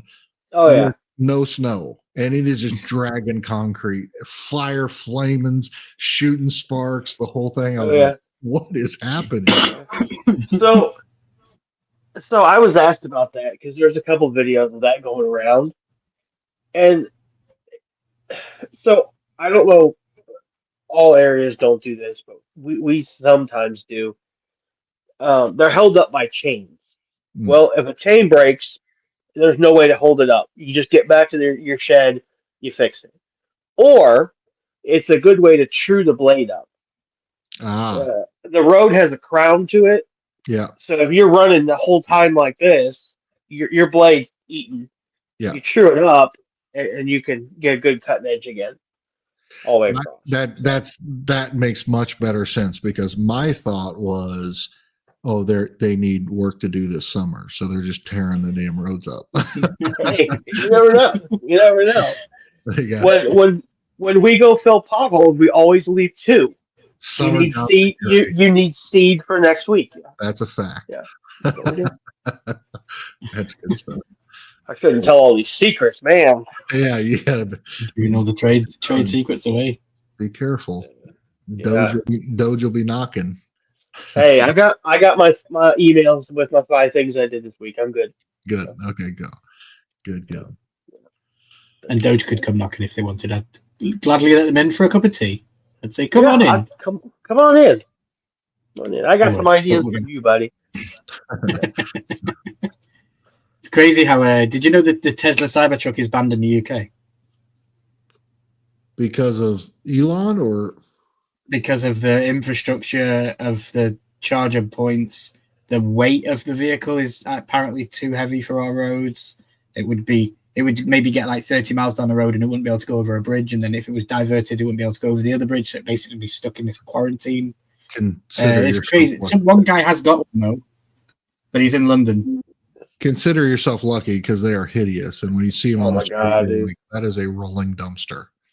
I love the guy memes. in London has got one. He's famous for wrapping cars and famous for having sporty cars. So his probably will look the best I've ever seen because he's going to wrap it and it'll look brilliant. But yeah, they are weird. Yeah. I love seeing the memes of like a line of dumpsters.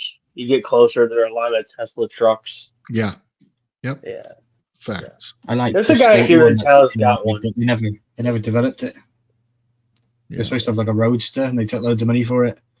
And then I don't think they actually delivered on a single one that they sold. So many of them. But I guess it's the futuristic of the way things work, isn't it?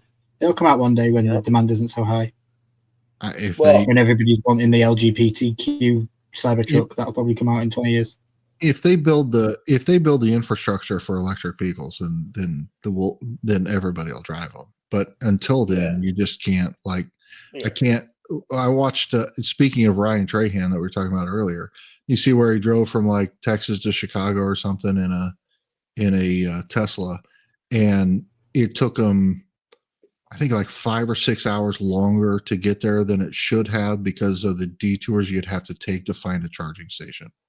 Yeah, I remember Headless giving his horror stories coming back from LA. He had to sit in a car park or a parking lot for like 7 hours just to charge his car. But he was only 5 hours away from home, but he had to sit there for 7 hours to charge his car. And it's like, what? Yeah. I mean, it made no sense. I think people will be fine with charging times and things like that, but they just have to be accessible. They have to be somewhere that. And I don't know why it's not all solar panels. It should all be solar powered. The sun is in the sky daylight, charge them during the day. Because we'd all be driving 20 miles an hour everywhere we went because they couldn't solar panel. Or I don't think you could solar power a car. I don't think you could harness enough energy. No. But just think. I know you can buy a hat that is solar powered that will charge your mobile phone. Like you can wear the hat and it will charge your phone as you're walking around. Pretty cool. Yeah. I know that exists. So there's ways. I did see that somewhere. I don't remember where, but I saw it somewhere. I watched The Life of Tom. He's a UK YouTuber who does daily vlogs. He literally puts his face in front of our faces for our entertainment. That's his line. I film my face for your faces. That's what he says.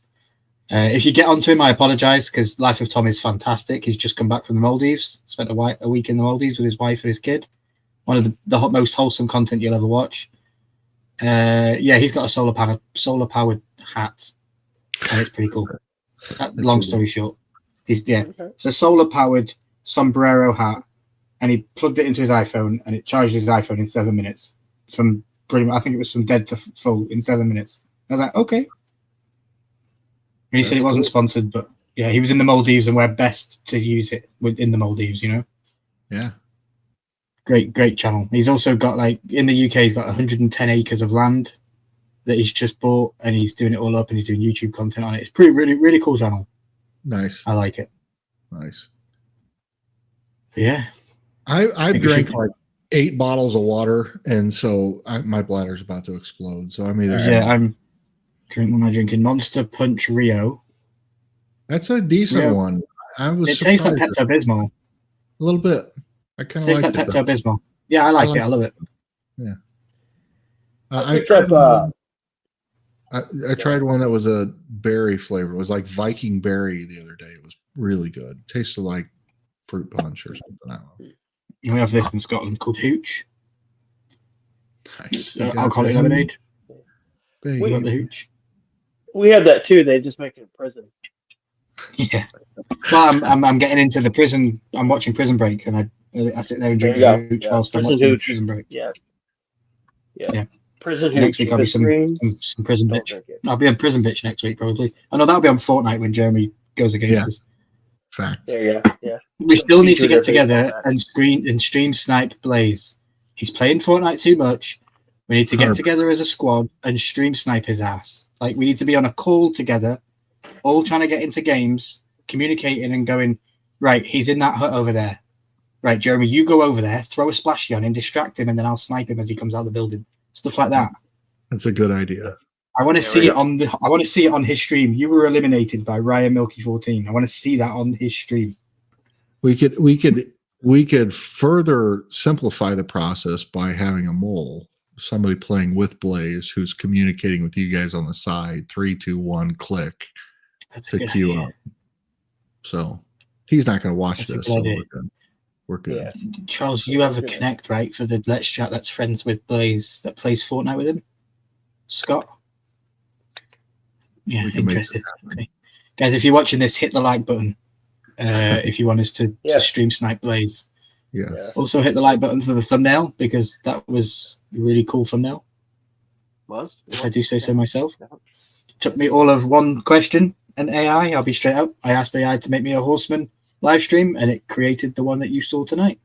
Nice. So for that reason, just hit a like button on the stream. For the second reason, you can hit a like button because Jeremy graced us with his presence this evening. So did Randy. Do it for But these we guys. thank you. We thank you. Me and Charles are always here. We always will be. Yep. And that's But why we know that you guys are busy and you've got stuff to do.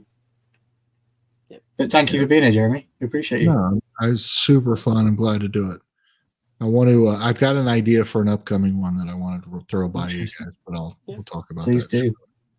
Will do. Charles, thank you for joining us. I know that you've been under the weather this week, Oh yeah. so Yeah. thank you for Of just course. jumping on. I'm loving the Yeah. color of that Grunt style t-shirt, by the way. Yeah, I am too. I really I'm am. not. I love the I'm not color a of it. fan of it. I'm not a fan of the Eagles colors. I just love that color. I think it's really nice. Yeah. It looks like the same color as Mark Schaefer's background on his photo on his image. Yeah. Yeah. Philadelphia Eagles green. Oh, is that what that is? It's teal to Mhm. me. It's like a baby blue. His might be. I'm not sure. Okay. Well, Jeremy, anything you want to plug? Anything you want to share? Anything you want to announce to the world? Let people know about what's coming up? Go check out J&M Bedtime Stories and check us out when we go visit the Sally House again this year. It's coming. Can't wait for that. Yeah. Stay tuned. Cannot wait. Yeah, that's going to be a great one. Charles, what have you got coming up? Tomorrow we'll have a soda video. It's a real banger. And then Sunday we'll be releasing our week, was it 4? Or UK, I need to do UK US resale battle. It's going really good. I think we got really good numbers, both of us. Ryan is kicking my booty, that's for sure. Yeah, I just laughed a little bit inside when you said it was going good. Right. But yeah. So I mean, we're just having fun with it. And again, we're putting $5 down a week. It's not like we're putting $100 down and expecting to pay the mortgage tomorrow. So Yeah, we're doing $5 a week, and we're going to stop at some point doing $5 a week because we don't want to have too much of an input when we're not seeing much output. Yeah. We'll have to make those decisions as we go forward. You don't want to build your inventory. no. Charles did that with $1,000. I think he's still got some books in that room somewhere. I do. I have 2 totes of books still. Good times. Crazy. Well, for me, I'm going to do the same tomorrow. You can expect a double banger of an episode week 3 and week 4. You're going to get all in one video. Not going to cut it up into 2. I'm just going to give you week 3 and week 4 this week because last week I was ill. So we're going to get 5 items from our own collection, and I'm also going to give you guys a tally on the numbers, what I've spent and what's come in. And then you're also going to get week 4, which is the next week of items which I've already acquired which could be pretty cool. And I think me and Charles spoke earlier vaguely about maybe doing like a digital week. We'll talk about that in the future. We'll do like a Friday to Friday where we only sell things digitally, like NFTs and stuff like that. See how that works, because we have some inventory. Cool. And the next Game of Thrones video you can expect to drop is a Cersei video. So I expect there to be some hatred swung her way because she did some terrible, nasty, horrible things in the series. Shame. Yeah, shame, exactly. So yeah, that's a good one. We talk about Maggie the Frog. It's interesting. Like I said, there's like 26 of them. If people have any specific characters that they like, that they want to see, please let me know in those comments down below. And I want to thank my troll, because you're not going to get away with it that easy. My troll that's been commenting every week. Just get your facts right. If you're going to be a troll, at least be a funny troll and a factual troll. Like, hashtag, at least, hashtag, you're a disgrace to Wales. I'm not Welsh, so what? You know, one of them kind of things. Yeah. But yeah, that's my step on that. Make it worthwhile, at least. Yeah, at least make me laugh. Like, give me content. Yeah. You know, make some shit up and give me content. I can make a video about how crazy this troll is that I've got. You know, I'll make money off your dismay of my content. Yeah, you can Simple. be professional. Sorry. Oh yeah, you can be professional. Yeah, and remember, God loves you. Yeah. Oh God. Wow. Well, that's about it, guys. We've been a Horseman live stream for 2 hours and 15 minutes. It's been great. Big Easy didn't grace us with his presence, but Randy did, and we thank him and love him for it. I hope he's doing well. Yes. And we'll try and get more of him. Yep. We'll have to figure out that's about it. what's going on there. Yeah. Yeah, check out the Luau's Whatnot tomorrow night if you want to get a really cool mystery box, and check out the Luau's channel because he's still doing the live streams here, there, and everywhere. I'm probably going to invite him on to come talk WrestleMania predictions soon. So stay tuned for that because that's going to come up soon. Yeah, But he's apart still from got that, great content. So. oh yeah, great. Yeah. He literally sent me a voice note the other night and he was like, "Milkster, thanks for stopping in the stream. It was so good to see you." And I'm like, I've never missed a live stream in 2 years. Ever. Like, what are you on about? He's like, "Oh, it's good to see you." And I get it. He's not doing it weekly now. He's only every other a month or however it is. So he doesn't see our faces as often as he did. Yeah. So yeah, it's great. But check out the Luau again. Great channel. Check out Poppin Duo. Great channels. Still kicking it. Still doing great stuff in the community. Yep. And try not to get scammed. That's probably my only advice. Try not to get scammed in the Funko world. Yep. And that's about it. My name's been Ryan. This has been a Horseman Hangout with Jeremy and with Poppin. Yes. With an also short arrival from Randy from Mystery Madness Collectibles. Jeremy, you want to take us out? It's been a pleasure, guys. It's been fun being here. It's been fun spending time with each and every one of you guys and all of you guys in the chat as well, especially. It's been so long. My heart feels a little bit more warm and fuzzy tonight for getting to hang out with you guys. I miss you all. I love being here, and thank you for having all of us here. But I'm Milky. How are you? I switched over to Let's Chat. Yeah, but it's great seeing everybody, and thank you for being here. We know that time is the most valuable possession that you have, and you chose to give yours to us tonight. Thank you so much for doing that, and we will see you in the next one. Yeah, we will. Guys, I'm lazy and have no intros, so you're going to get a Let's Chat with Veterans outro, because why not give them a shout out at the end of the stream? So see you later, guys. Have a good night. I'm looking for Togepi.